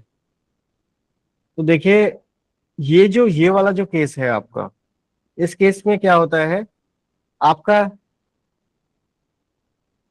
हाँ जी हाँ जी, स्पॉन्डिलोलिस्थेसिस या फिर एंटेरोलिस्थेसिस भी बोलते हैं। यहाँ पे हमारा क्या है, पार्स इंटरकोलरिस हमारा क्या है, टूट चुका है। हमारे फैसेट जॉइंट पीछे की तरफ से जब टूटते हैं तो जिस पॉइंट में ब्रेकेज होता है उसको पार्स इंटरकोलरिस बोलते हैं। ये वाला पार्ट को आप देखिए, ये वाला पार्ट टूट चुका है, तो ये क्या करता है, आगे की तरफ चला जाता है। हमेशा ध्यान रखेंगे बेस को, नीचे वाले मनके को क्या मानेंगे, बेस, कि नीचे वाले मनके से ऊपर वाला मनका किस तरफ जा रहा है, वो आगे जा रहा है या फिर वो पीछे जा रहा है। ठीक है, कर्सर नहीं दिख रहा है क्या, कर्सर दिख रहा है सर, कर्सर नहीं दिख रहा है क्या? नहीं, इसमें कभी अच्छा कभी कभी दिखता है क्या कर्सर, कभी कभी दिखता है, कभी कभी दिखता है, कभी कभी नहीं दिखता। अरे ये भी बड़ी समस्या है। ठीक है, अब बताइए ना, अब दिख रहा है क्या ना? ठीक है, एक बार मैं पेन से करके देखता हूँ, अब दिख रहा है क्या? अब आप देख पा रहे? अभी भी नहीं, मेरी स्क्रीन में आ रहा है पूरा। ठीक है कोई बात नहीं, क्लियर है। और वैसे आना चाहिए इसके ऊपर तो, डार्क, अब देखिए अब आ रहा है क्या ना? ठीक है चलो कोई बात नहीं। ठीक है, तो इसमें ऐसे समझेंगे कि मन का जब हमारी आगे की तरफ चला जाता है तो उसी को हम लोग क्या बोल रहे हैं, एंटेरोलिस्थेसिस। इसमें भी देखिए अलग अलग स्टेजेस रहते हैं, अलग अलग स्टेजेस को अगर आप देखेंगे, ध्यान से देखेंगे, समझेंगे, तो यहाँ पे अगर आप ध्यान से देखिए। ठीक है, हेल्दी स्पाइन का हमारा कैसा है, पहला आपका क्या है, हेल्दी स्पाइन है। ठीक है, और ये ग्रेड 1 है हमारा, क्या हो गया इसमें 25% मन का आगे की तरफ जा चुका है। ग्रेड 2 में हमारा क्या हो जाता है, 50% तक, 25 से 50% चला जाता है। और ग्रेड 3 में आपका कहाँ चला जाता है, 50 से 75% आगे। और इसमें इसमें हमेशा ध्यान रखिएगा कि भुजंग आसन कभी नहीं करना है। अगर आप लिख रहे हैं एक्सटेंशन वाली कोई भी एक्सरसाइज नहीं करेंगे। एक्सटेंशन वाली एक्सरसाइज कर दिया और वो पेशेंट अगर ग्रेड 1 पे है तो ग्रेड 3 पे आने से कोई नहीं बचा सकता। तीसरे चौथे राउंड पे आते ही वो सारे मन के पीछे की तरफ ही चला जाएगा, आगे की तरफ। अब ऐसे करके समझिए कि मन का ऑलरेडी नीचे की तरफ जा चुका है, आगे की तरफ जा चुका है। ठीक है, तो और आप ऊपर से और भी ज्यादा इस तरीके से एक्सटेंशन करवा रहे हैं तो वह क्या होगा, और भी ज्यादा चीजें खराब होंगी। देखिए मैं क्लिक करके, अब आ रहा है क्या, कर्सर आ रहा है, अब आने लगा? ठीक है, अब ठीक है, अब आने लगा। ठीक है, अब यहाँ पे देखिए ये जो एरिया है, आ रहा है ना? ठीक है, हाँ ठीक है। अब देखिए ये वाला जो एरिया है हमारा, जो L5 वाला जो मन का है, ये क्या हो गया, आगे की तरफ शिफ्ट हो गया है। ठीक है, नीचे हमारा क्या है, ये नीचे हमारा बेस है। तो ये यही चीज होती है, जब भी आप देखेंगे यहाँ पे एक तो ब्रेकेज आपको मिल जाएगी, और अगर आपको डायग्नोस करना है, आपने एक्सरे में देख लिया मन का आगे है, आप सबसे आसान तरीका पता है क्या है, पेशेंट को उल्टा लेटाइए और ऊपर से आप पाल्पेट करिए, ऊपर से आप टच करिए, आपको क्या होगा, एक डिप्रेशन फील हो जाएगा इतना। ठीक है, इतना आपको डिप्रेशन फील हो जाएगा, 1 इंची के आसपास आपको डिप्रेशन फील होगा कि हमारा हाथ आगे अंदर की तरफ क्यों जा रहा है। देखिए एक लोडोटिक कर्व होती है, वो नॉर्मल है, वो मत सोचिएगा लोडोटिक कर्व हो गई है इसको तो मन का आगे की तरफ ही टूट के जा चुका है, ये नहीं सोचना है। एक स्पेसिफिक पॉइंट पे आएंगे और एक पॉइंट पे ही आपको क्या होगा, डिप्रेशन फील होगा, हमेशा ध्यान रखिएगा। इसमें देखिए अगर आप MRI फिल्म, अगर आप एक्सरे देखना चाहते हैं, इसमें देखिए इस तरीके से दिखाई देगा। अब देखो, अब बताओ, अब कर्सर आ रहा है कि नहीं आ रहा है, सर बताइएगा ना, देखो कर्सर आ रहा है, आ रहा है, बढ़िया बढ़िया बढ़िया। अब देखो यहाँ पे, अब यहाँ पे देखेंगे ये L5 वाला जो मन का है, ये क्या हुआ है, ये क्या हो गया, आगे की तरफ चला गया है। S1 वाला मन का क्या हो गया, पीछे की तरफ ही रह गया हमारा, ये वाला मन का पीछे ही रह गया है, और बाकी जितने भी पार्ट है वो हमारा क्या हो गया है, आगे की तरफ चला गया है। तो इसी को हम लोग क्या बोलते हैं, एंटेरोलिस्थेसिस। ठीक है, ध्यान रखिएगा, कोई भी व्यक्ति, कोई भी हमारा न्यूरोथेरेपी में जो प्रैक्टिस कर रहे हैं, आप पीठ के ऊपर मत चढ़िएगा, मैं रिक्वेस्ट कर रहा हूँ। ठीक है, आप पीठ के ऊपर, स्पाइन के ऊपर चढ़ के आप पॉइंट आगे की तरफ, नीचे की तरफ प्रेशर देना, वो चीज आप मत करिएगा। आप क्या कर सकते हैं पता है, फ्रैक्चर पॉइंट आप दे सकते हैं, फ्रैक्चर पॉइंट में आप रिजल्ट आ जाएगा। आप देखो सैक्रम वाले पोर्शन को आप दबाएंगे तो ये क्या होगा, सैक्रम वाला पोर्शन नीचे की तरफ चला जाएगा और वो चीज जगह पे भी आएगी। ठीक है, तो आप सीधे लंबर वाले पोर्शन के ऊपर खड़े होके आप पॉइंट नहीं देंगे। ठीक है, हम लोग L3, L4, L5 वाले जो पॉइंट देते हैं वो आप यहाँ पे नहीं देंगे, बिल्कुल आप मत दीजिएगा। सही है कि नहीं सही है। और इसमें फ्लेक्शन वाली एक्सरसाइज करानी है, नी टू चेस्ट करवाएंगे, knee to chest, single knee to chest, double knee to chest, rotation, single rotation, double rotation, इसमें ये चीज काम आएगी। ठीक है, और फ्लेक्शन की कुछ और एक्सरसाइजेस है, वो भी आप करवा सकते हैं। हम लोग कल एक इसके ऊपर वीडियो लेकर आएंगे, उस वीडियो को आप लोग देखिएगा, उसमें भी पूरा एक्सरसाइज, 4-5 तरीके की एक्सरसाइज है, उसको भी आप करवा सकते हैं पेशेंट को। ठीक है, घिसाई आप कर सकते हैं, लेकिन ध्यान दीजिएगा एडी का कोई भी प्रेशर नहीं लगना चाहिए। हाँ जी, पेट के नीचे पिलो लगा सकते हैं हम, पेट के नीचे तकिया लगा के आपको देना है। ठीक है, और दर्द का हमेशा पूछते रहना है, दर्द किसी भी चीज में अगर दर्द बढ़ रहा हो तो वो चीज इनको नहीं करवानी है, इस चीज का आप लोग ध्यान रखिएगा। याद रहेगा कि नहीं रहेगा, याद रहेगा, बहुत अच्छे बहुत अच्छे। ठीक है, जो मैंने आपको पहला केस जो पूछा था उसमें यही चीज थी। ठीक है, अच्छा एक चीज और मैं आपको जल्दी से एक चीज और दिखाना चाह रहा था, एक्सरे के अंदर हम लोग क्या क्या चीजें देखना चाहिए, हम लोगों को बता दें क्या, जो हमें पॉइंट्स है ना, कुछ मैंने पॉइंट्स लिखे हैं, वो पॉइंट्स अगर आप वैसे करके आप देखेंगे तो आपके लिए बड़ा आसान होगा। ठीक है, मैं आपको दिखाता हूँ। जब भी आप किसी भी एक्सरे को देखते हैं तो कुछ पॉइंट्स का आप लोग हमेशा ध्यान रखिएगा, इन पॉइंट को आप नोट डाउन भी कर सकते हैं अपनी कॉपी में। ठीक है,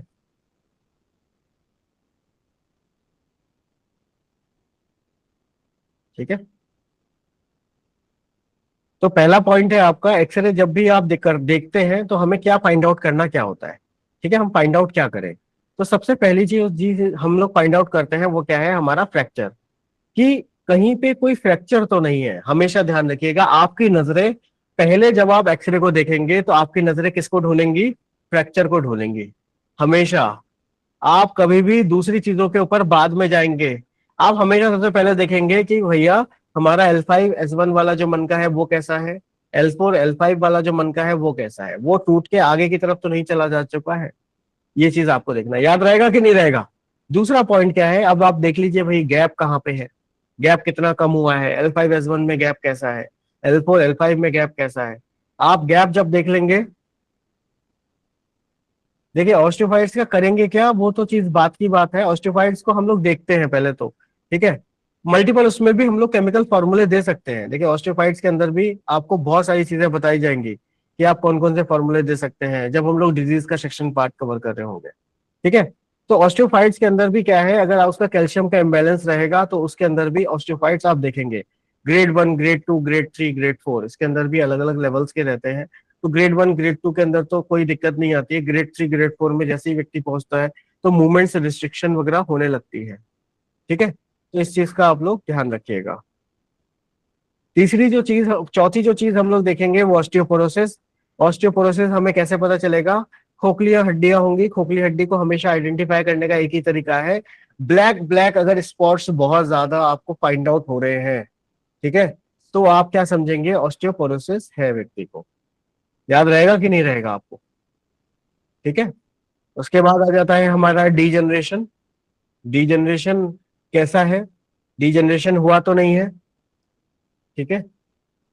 ऑस्टियोपोरोसिस को फाइंड करने के लिए अगर क्योंकि कोई मैंने अलग से फिल्म लगाई नहीं है इसके अंदर, ऑस्टियोपोरोसिस का हमेशा ध्यान रखिएगा, जो बोन्स है, जो जहां पे डेंसिटी कम होगी वहां पे डॉट डॉट डॉट डॉट ज्यादा मिलेंगे, ब्लैक स्पॉट्स आपको ज्यादा मिलेंगे। हम लोग नेक्स्ट क्लास में इसको अलग से मैं आपको पूरी स्लाइड तैयार कर दूंगा वरना आपको दिखाने के लिए, क्योंकि स्लाइड अभी तैयार नहीं हुई है इसके अंदर। ये एक डीजनरेशन का भी होता है, डीजनरेटिव चेंजेस आपके ऑस्टियोपोरोसिस, ये सारी चीजें ऑस्टियोपोरोसिस या ऑस्टियोफाइट्स को मिलाकर ही हम लोग डीजनरेशन चेंजेस कहते हैं, या गैप कम होना, वो सारी चीजें डीजनरेशन के अंदर ही आता है। उसके बाद आ जाता है अलाइनमेंट। अलाइनमेंट का मतलब क्या है? स्पाइन आपकी सीधी है कि नहीं है, ठीक है। उसके बाद आ जाता है आपका बोन टीबी, स्पाइन में आपकी टीबी तो नहीं है। आर्थराइटिस, घुटने के अंदर हम लोग आर्थराइटिस वगैरह देख लेंगे, ठीक है। ट्यूमर, ट्यूमर देखिए कई बार हम लोग फाइंड आउट नहीं कर पाएंगे, आप फाइंड आउट नहीं कर पाएंगे ट्यूमर, स्पाइन के अंदर ट्यूमर है कि नहीं है, बहुत मुश्किल हो जाता है। उसके लिए हम लोग एमआरआई की तरफ ही हम लोग जाते हैं। इन्फेक्शन, टीबी, लंग्स की टीबी वगैरह के लिए भी हम लोग पता करने के लिए भी हम लोग कर सकते हैं। तो इसमें बेसिकली मोटा मोटी अगर हम समझेंगे तो हमें पता होना चाहिए अलाइनमेंट कैसी है, हमें पता होना चाहिए मन का टूट के आगे तो नहीं गया है, हमें पता होना चाहिए स्पाइन के अंदर टीबी तो नहीं हो गई है, ठीक है। ये कुछ बातें अगर आप ध्यान रखेंगे तो आप कभी भी गड़बड़ नहीं करेंगे। देखिए ये हम एक एक्सरे को देख रहे हैं, हम एक एक्सरे को देख रहे हैं जिसके अंदर क्या है, हमारी स्पाइन कैसी होनी चाहिए थी? सीधी होनी चाहिए थी, लेकिन हमारा क्या हो गया है, ये हमारी कर्व हो चुकी है, ठीक है। इस तरीके से हमें बहुत सारी चीजें पता चल जाती है, पता चल पाती है एक्सरे को देख के। ये घुटने के कुछ एक्सरे हैं, घुटने के लिए तो नहीं, ठीक है। कुछ बातें हम लोगों ने इसके अंदर से भी डिस्कस करी है, और एक रिपोर्ट और पढ़ते हैं, ठीक है। ये वाले इसको खत्म।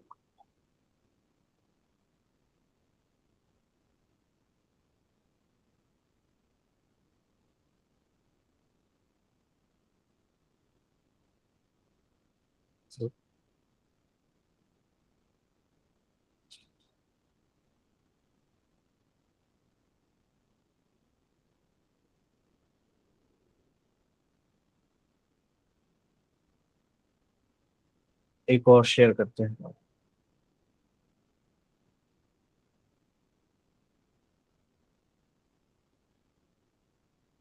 इसको पढ़ते हैं।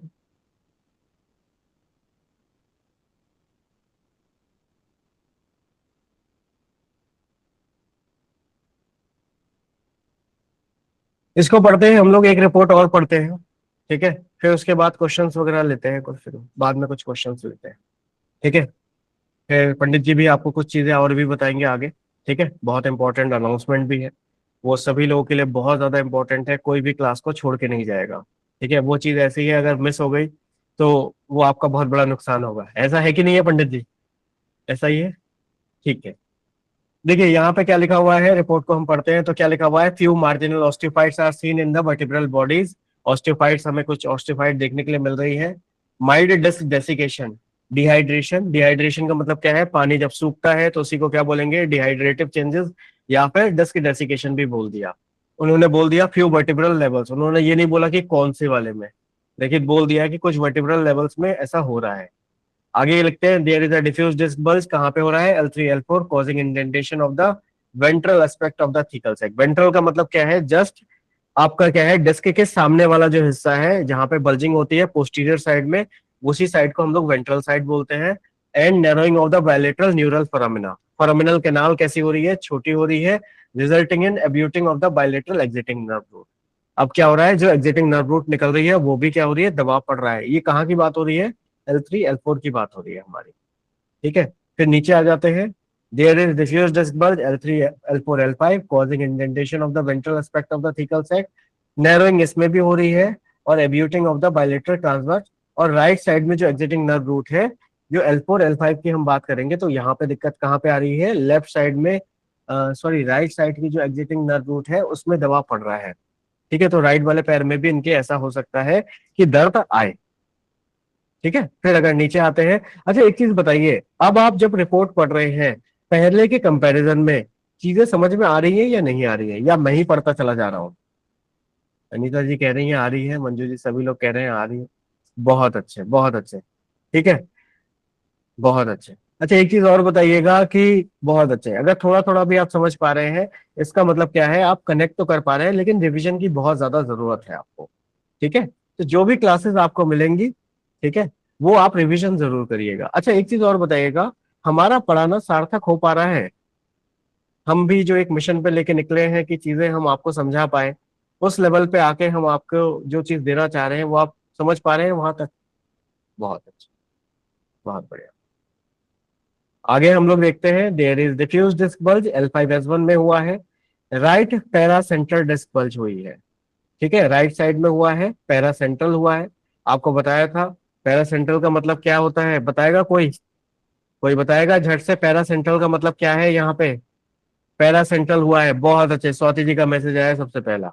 45 डिग्री में हमारा डिस्क बल्जिंग हुई है, लेकिन कहाँ हुई है उन्होंने डायरेक्शन बता दिया, राइट साइड में हुआ है भैया। ठीक है, causing indentation of the ventral aspect of the thecal sac, narrowing of the bilateral neural phenomena। अब उन्होंने ठीक है, लेकिन यहाँ पे आप देखो जब बात कर रहे हैं राइट साइड में निकला है, लेकिन एरो देखो उन्होंने क्या बना दिया है। अब आप बताइए, रिपोर्ट जो बना रहा है उसके लिए आप क्या कहना चाहेंगे? अब आपको समझ में आ रहा है कि नहीं आ रहा है? ठीक है, वहां पे वो ये कह रहा है बायलेटरल जो एग्जिटिंग नर्व रूट है लेफ्ट साइड में ज्यादा कंप्रेस है राइट साइड के मुताबिक, लेकिन यहाँ पे क्या कह रहा है, राइट साइड में कंप्रेशन हुआ है। पंडित जी आप देख रहे हैं रिपोर्ट में गड़बड़ी है या नहीं है? ठीक है, तो जो जब हमें समझ में आ रहा है तब हम पकड़ पाएंगे इस चीज को, वरना हम समझ ही नहीं पाएंगे कि एक्चुअल में क्या थी, अंदर की बातें क्या थी। ठीक है, तो हमें एक चीज मोटा मोटी समझ में आ गया है, पेशेंट के जो दर्द होगा वो राइट साइड में दर्द ज्यादा होगा लेफ्ट साइड के कंपैरिजन में। इसकी तरफ आप ध्यान मत दीजिए। ठीक है, इसको ध्यान देने की जरूरत नहीं है, क्योंकि जब उन्होंने बोला है पैरा सेंट्रल हुआ है, राइट साइड में हुआ है, वो क्लियरली बता रहा है राइट साइड में ही कंप्रेशन आएगा। तो यहाँ पे क्या था, एरो गलत लग गया है, राइट की तरफ आना चाहिए था एरो, ऐसे ही आना चाहिए था ना पंडित जी? हाँ, टाइपिंग एरर हुई है, बिल्कुल सही कहा।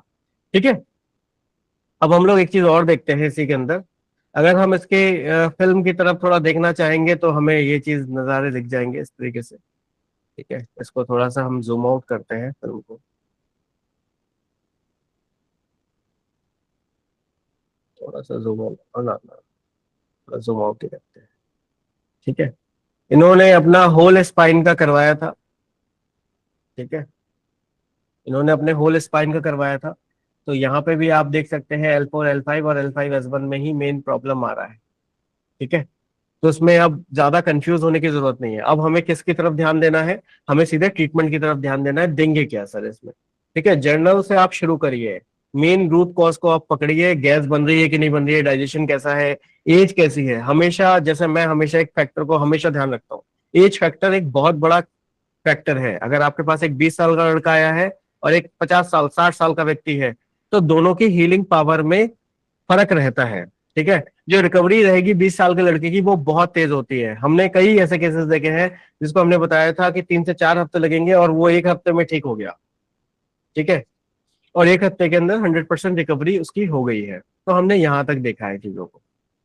ठीक है, चीजें समझ में आई कि नहीं आई? डायबिटीज का भी एक फैक्टर है।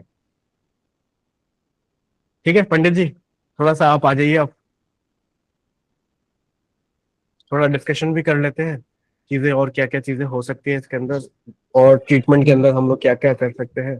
फिर आप तो अनाउंसमेंट अपना करिएगा जैसा।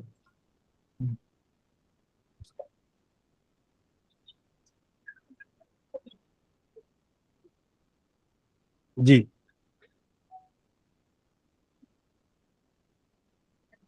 जी क्या करना है अभी? नहीं इसमें थोड़ा सा बेसिक थोड़ा सा बता दीजिए कि अगर मान लीजिए कि कोई अगर न्यूरोथेरेपी केमिकल फॉर्मूले, ठीक है, सभी लोग तो बहुत अच्छा जानते ही है, लेकिन क्या है कि आपके भी श्रीमुख से कुछ लोग सुनना चाहते हैं कि पंडित जी तो हमें कुछ बताएं। पहले हम जनता जनार्दन को सर्वश्रेष्ठ मानते हैं, पहले उनके श्रीमुख से सुनते हैं, फिर हम उस पर टिप्पणी करेंगे। जी जी अब बताएं, जो सर ने जो समझाया, अब उसके हिसाब से न्यूरोथेरेपी का अगर ट्रीटमेंट सेट करना है तो क्या होना चाहिए? देखते हैं विजेता कौन रहेगा। जल्दी जल्दी जल्दी जल्दी। अभी इतने सारे आपने सत्र अटेंड किए, कम से कम मेरे ही कम से कम आपने 150 से ज्यादा सत्र अटेंड किया है, तो कम से कम अभी बताइए, फटाफट बताइए क्या ट्रीटमेंट होना चाहिए। हाँ, अरे बताइए आप लोग। म्यूट है, सभी लोग म्यूट है। तो सॉरी सॉरी सॉरी, तो भी हैंड राइज तो कर सकते थे ना, सॉरी। हाँ, हाँ हो जी, हाँ गया जी, हो गया हो म्यूट। गया। जी पंडित जल्दी जी, बताइए। पंडित जी, पंडित जी, हाँ जी। विद्युत सर ने जो बताया था फैक्टर जो एसेंशियल हमको देखना पड़ता है, फर्स्ट ऑफ ऑल सर को बताने दे दो कि वो फैक्टर क्या क्या है जिसके ऊपर हमें ग्राउंड करना चाहिए। ठीक है। और दूसरी बात रहा, आप हमसे पूछते हो ना, हम्म, ये बाद में पूछना, क्योंकि हमें लगता है कि फर्स्ट ऑफ ऑल इसका लाइन ऑफ सीक्वेंस जो होता है ट्रीटमेंट देने सबको आता है। हम्म, फर्स्ट ऑफ ऑल बुझो, ये हम्म, बात बुझो कि हम्म, ट्रीटमेंट देना सबको आता है, मगर जो ट्रीटमेंट देते हैं उलट पुलट देते हैं, और हम्म, इसका लाइन ऑफ सीक्वेंस जो होता है वो नहीं मिलता है, इसके कारण रिजल्ट नहीं आता है। तो हम्म, विद्युत सर को ही बताना चाहिए कि इसका सीक्वेंस क्या होना चाहिए, ट्रीटमेंट का सीक्वेंस जो होता है वो सीक्वेंस कैसे निर्धारण करे, और उसका जो फैक्टर होता है फैक्टर कैसे निर्धारण करे, कि कौन कौन सा फैक्टर निर्धारण करे, वो करना चाहिए। तो विद्युत सर को बोलने को हाँ जी। वैसे होता है। और फिर आपको उसके बाद उसको उसमें जो जो कमी रह गए तो उसको आप परिपूर्ति कर दो। फिर उसके बाद हमसे पूछो कि हम क्या कर सकते हैं, फिर उसके बाद हम बताएंगे। नहीं तो ये क्या होता है कि हम ट्रीटमेंट, हमारे पास ट्रीटमेंट फार्मूला क्या है, फार्मूला तो सोच से ज्यादा है, और कौन से फार्मूला कौन टाइप में यूज करना है हमको मालूम नहीं है। यदि मालूम होता तो हम ये कोर्स ज्वाइन ही नहीं करते। ठीक है ना। ठीक है, ठीक है, ठीक है, ठीक है, मैं बताता हूँ आपको। ठीक है, शुरुआत शुरुआत मैं करूँ कि आप करेंगे सर? नहीं नहीं, मैं आप करूँ? पहले टुकड़े टुकड़े में बताइए, फिर मैं उस पर बहुत सारे वेरिएशन। पहले आप कंडीशन समझा दीजिए, एक वातावरण बनाइए कि कैसा कंडीशन था पेशेंट का, रिपोर्ट में क्या है, वो चीजों को करिए। हम उधर फटाफट उसी के आधार पे ट्रीटमेंट सेट करते हैं, चालू मैं करते हैं। मैं आपको एक पहली कंडीशन बताता हूँ। जैसे सपोज करिए कि आपके पास एक पेशेंट आया है और जिसको आज ही हुआ है, डिस्क बल्ज आज हुआ है, या एक काम करते हैं, हम जी, लोग सभी लोग डायरी में नोट करते हैं कंडीशन, और फिर लाइव ट्रीटमेंट सेट करके देखते हैं क्या हाँ क्या जी, हाँ होना जी, चाहिए। सभी लोग उसका कर लीजिएगा। फिर उसमें बड़ा मजा आएगा, सभी लोगों को बहुत अच्छा लगेगा, क्योंकि ऐसा हुआ नहीं है पहले। जैसे इसमें से एक रेखा शाह जी हैं, उनको मालूम रहेगा कि आश्रम में हम लोग क्या कर रहे थे। लाइव कंडीशन, पेशेंट को डायबिटीज भी ला दे रहे थे, बैक पेन भी ला दे रहे थे, और क्या क्या ला दे रहे थे, अलग अलग कंडीशन। बहुत सारे लोग हैं जो आश्रम में सत्र लिए हैं, अटेंड किए हैं जनवरी में। तो हम पहले तो उनको बहुत बीमार कर देते थे पेशेंट को, और उसके बाद उसके कंडीशन के आधार पर फटाफट बहुत बढ़िया ट्रीटमेंट सेट करके देते थे, ठीक भी कर देते थे। तो वैसे ही अभी सर बताते जा रहे हैं सभी लोगों। मैं देखिए, मैं खुद लिखने वाला हूँ, भले ही मैं मुझे लिखने के बाद आधे घंटे के बाद पढ़ ना पाऊँ, वो अलग बात है, लेकिन मैं लिखने वाला हूँ। जी। मैं भी ताकि मैं कोई कंडीशन भूल ना जाऊं।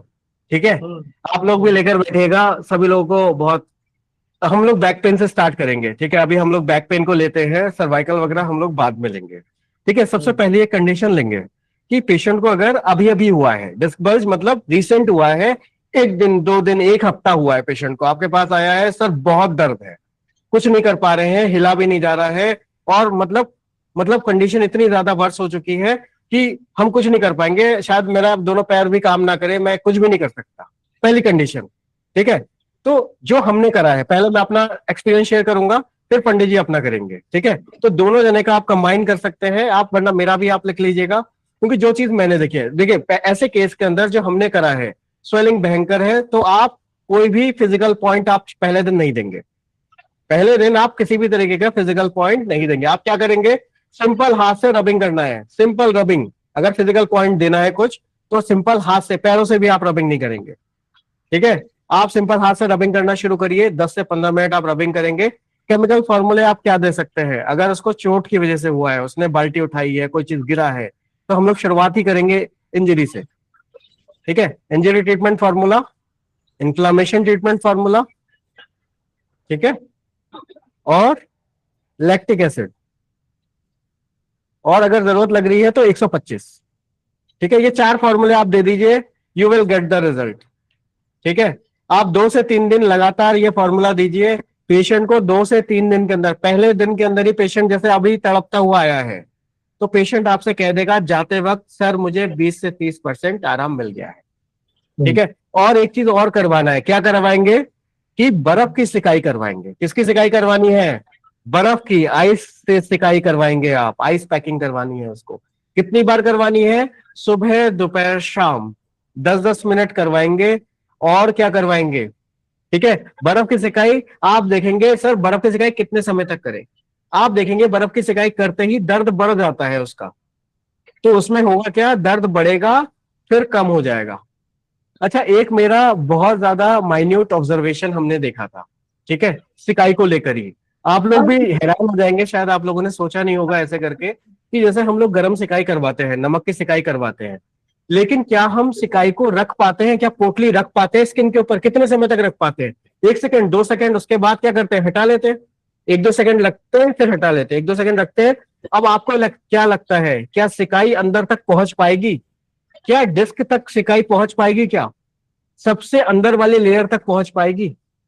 ठीक है, उसके लिए देखिए बहुत जबरदस्त एक सीक्रेट की तरह है जो हमने ऑब्जर्व किया, कि अब आप सोचिए। हाँ, 1 मिनट दीजिए सर, मुझे लगता है कि आप बहुत इंपॉर्टेंट सत्र ले रहे हैं, तो एक काम करते हैं ना, आप लोगों से आग्रह कर रहा हूं मैं कि पहले एक बार ग्रुप में वापस से लिखिए कि सत्र बहुत इंपॉर्टेंट चल रहा है, खाना खजाना खुलने वाला है, अब बिंदु सर के पिटारे से कुछ नया निकलने वाला, तो जल्दी से जुड़े। इतना आप लोग करिए, फिर हम 250 की संख्या पे और आनंद आ जाएगा। अभी फटाफट 4-5 मैसेज जाएगा ग्रुप में ना, तो और भी लोग जुड़ेंगे। कृपया करके आप लोग सभी लोग फटाफट मैसेज डालिए, आनंद आ जाएगा। और हम भी देखिए, हम पहले माहौल को देखेंगे, अगर सही उचित समय लगेगा ना, तो मैं अपना पिटारा खोलूंगा, तो आपको मालूम है यार 1 बज जाएगा, तो इससे अच्छा मैं थोड़ा सा ही पिटारा खोलूंगा, लेकिन मजा आ जाएगा।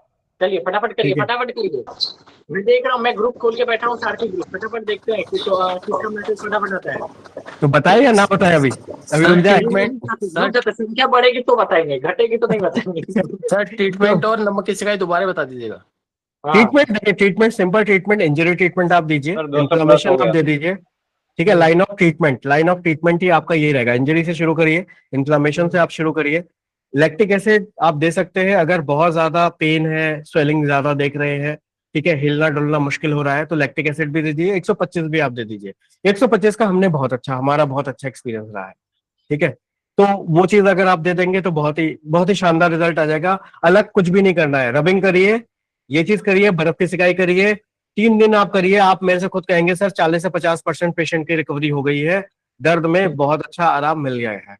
ठीक है, अच्छा जो मैं सिकाई का कॉन्सेप्ट बता रहा था वो बताए या रुक जाए अभी? नहीं, सभी ट्रीटमेंट एक ही टाइम देना है क्या? हाँ जी, एक ही। कितने पे? 250 पे? 210 पे आ जाते, 210 पे बता 210 पे। ठीक है, और लोग कम हो रहे हैं। और ठीक है, ये ट्रीटमेंट एक ही टाइम पे देंगे? एक ही टाइम, सिंगल टाइम पे एक ही बार में आप देंगे। इसमें आप कोई भी वो मत करिएगा कि 1 घंटे के बाद, आधे घंटे के बाद। हमने जो दिया है, हम आपको सिंपल, बिना किसी बदलाव के, मैं आपको बता रहा हूँ, बिना किसी बदलाव के जो हमने रिजल्ट लिए हैं, जो और आने वाले टाइम में इतनी जबरदस्त टेस्टिमोनियल्स हमने बनाई है पेशेंट की, आप हैरान हो जाएंगे कि इतना सीवियर केस कैसे करके करा होगा। बहुत सिंपल तरीके से, बहुत सिंपल, ज्यादा कॉम्प्लेक्स नहीं, सिंपल तरीके से हमने रिजल्ट बहुत अच्छा पाया है। हाँ, इसमें यह है, पेशेंस चाहिए। इसमें दर्द बढ़ेगा भी, कम भी होगा, क्रिटिकल केस के अंदर मैं बता रहा हूँ। ठीक है, मैसेज करिए, फटाफट मैसेज करिए। ठीक है, तो पहला केस जो हमारा है उसके अंदर तो ये चीजें आप कर दीजिएगा। ठीक है, अब पंडित जी थोड़ा सा बताइएगा, सिकाई वाला अभी थोड़ी देर के बाद बताते हैं। ठीक है, तब तक आप थोड़ा बताइएगा इसमें और हम लोग क्या कर सकते हैं। देखिए, सिंपल सा अगर मेरा माने तो मैं तो सिंपल सी टेक्निक बताएंगे कि जो अपना 100% टेस्टेड फॉर्मूला है, क्यों ना हम उसी से जाए। तो देखिए, अगर डिसबंज हुआ है, अगर कहीं ना कहीं नर्व कंप्रेस होगा, तो सबसे पहले ब्लॉक चैनल को खोलना। हमने आश्रम में पढ़ा था ना कि नियोथेरेपी के सिद्धांत को फॉलो करना, ऐसे कहीं पे भी ट्रीटमेंट नहीं देना। सबसे पहले हमको देखनी है क्या नर्व कंप्रेस हो रही है। अगर हाँ, तो 15 लेफ्ट मेडुला, 6 लेफ्ट साइड। हाँ, अगर B12 की कमी है, हमने पेन पॉइंट चेक किया, B12 कम आ रहा है, लेफ्ट पर्क में भी दर्द आ रहा है, तो B12 का पॉइंट हमने चेक किया, तो हम दे सकते हैं। अगर B12 उनकी रिपोर्ट में भी कम है तो भी हम दे सकते हैं। तो हमको क्या देना, 15 left medulla 6 left blood vessel को डायलेट कराने के लिए, क्योंकि नर्व कंप्रेसर तो ही पेन है। अगर नर्व कंप्रेस ही नहीं तो पेन कहाँ से आ रहा है, हो ही नहीं सकता। तो सबसे पहले हमको ब्लॉक चैनल को देखना है। ब्लॉक चैनल हमने देखा, 15 लेफ्ट मेडुला 6 लेफ्ट दे दिया, ठीक है। और अगर जरूरत लगा तो लेफ्ट परकूट डाल दिया। अब इसको इंटू 3 दिए। अब उसके बाद हमको देखना है क्या क्या इंडाइजेशन है और स्टिफनेस है। अगर इंडाइजेशन भी है, स्टिफनेस है, तो सबसे पहले हम उसके ट्रीटमेंट पे जाएंगे। तो क्या देंगे, तो हम जो अल्ट्रा बैक पेन है, सीधा सीधा सब रेडीमेड आ गया भैया, ज्यादा दिमाग नहीं लगाएंगे, तो सीधा रेडीमेड ट्रीटमेंट हमारा उठाइए, अल्ट्रा बैक पेन। अगर स्टिफनेस है तो लेफ्ट काफ मसल घिसाई हल राउंड में डाल दीजिए, बाकी का पूरा ट्रीटमेंट दे दीजिए, क्योंकि डिस्बंज हुआ है, कहीं ना कहीं इंजरी होती है और नर्व में कहीं ना कहीं डिजनरेशन होता है। तो पूरा ट्रीटमेंट देने के बाद चमत्कारी ट्रीटमेंट क्या उठाएंगे, एंटी डिस्बंज ट्रीटमेंट। आप लोगों को सबको मालूम है, हमने पूरा का पूरा लॉजिक भी बता चुके हैं, एक एक पॉइंट का लॉजिक बताया है। तो एंटी डिस्बंज दिए और उसके बाद दे दिए डिजनरेशन के कारण हुई है तो 1 थेरेपी 9 सेकेंड। आप देखेंगे पूरा ट्रीटमेंट देने के बाद, पूरा ट्रीटमेंट देने के बाद अगर केस है ना डिजनरेशन के कारण आया, एक संख्या बच गई है पोटली वाले के लिए, अगर डिजनरेशन के कारण आई है, तो अगर डिजनरेशन के कारण आई है तो खाली 1 थेरेपी 9 सेकेंड है ना, एक बार भी दे सकते हैं। और बहुत ज्यादा आपको लगता है कि बहुत ज्यादा कंडीशन खराब है, तो हम 1 थेरेपी 9 सेकेंड का इंटू 2 भी कर सकते हैं, 1 मिनट के बाद से वापस से दे सकते हैं। और आपको हैरानी होगा कि ये इतने मैजिकल ट्रीटमेंट है, ये पूरे शरीर के पेन को मैनेज कर सकता है अगर सही तरीके से दिया जाए, ठीक है। एक ट्रीटमेंट ये हो गया। दूसरा हमने न्यू इंजरी बताया है, तो उसको भी प्रोटोकॉल हम फॉलो करके अंत में क्या दे सकते हैं, एंटी डिस्बंस दे सकते हैं, एंटी डिस्बंस ट्रीटमेंट देंगे। क्यों देंगे, एक तो पेरिफेरियल को हम क्या दे रहे हैं, इंपल्सेस को एक्टिवेट करा रहे हैं 1 फीट 1 थेरेपी 6 ADR से, और उसके पहले क्या देना है, जो उसके प्रोटोकॉल है उसको ही फॉलो करना है। तो एक ट्रीटमेंट देना है। अगर सर ने जो बिंदु सर ने बताया अपने एक्सपीरियंस से, उस ट्रीटमेंट के बाद में भी हम क्या कर सकते हैं, बैक पेन है तो 1 feet 1 therapy 6 ADR, sorry 1 WD 1 therapy 6 ADR दे सकते हैं। और क्या दे सकते हैं, डिजनरेशन है तो 1 थेरेपी 9 सेकेंड दे सकते हैं। और सर का ही ट्रीटमेंट बहुत कमाल का बन जाएगा। सबसे पहले हमको कभी भी इंजरी से पहले इन्फ्लामेशन देना है।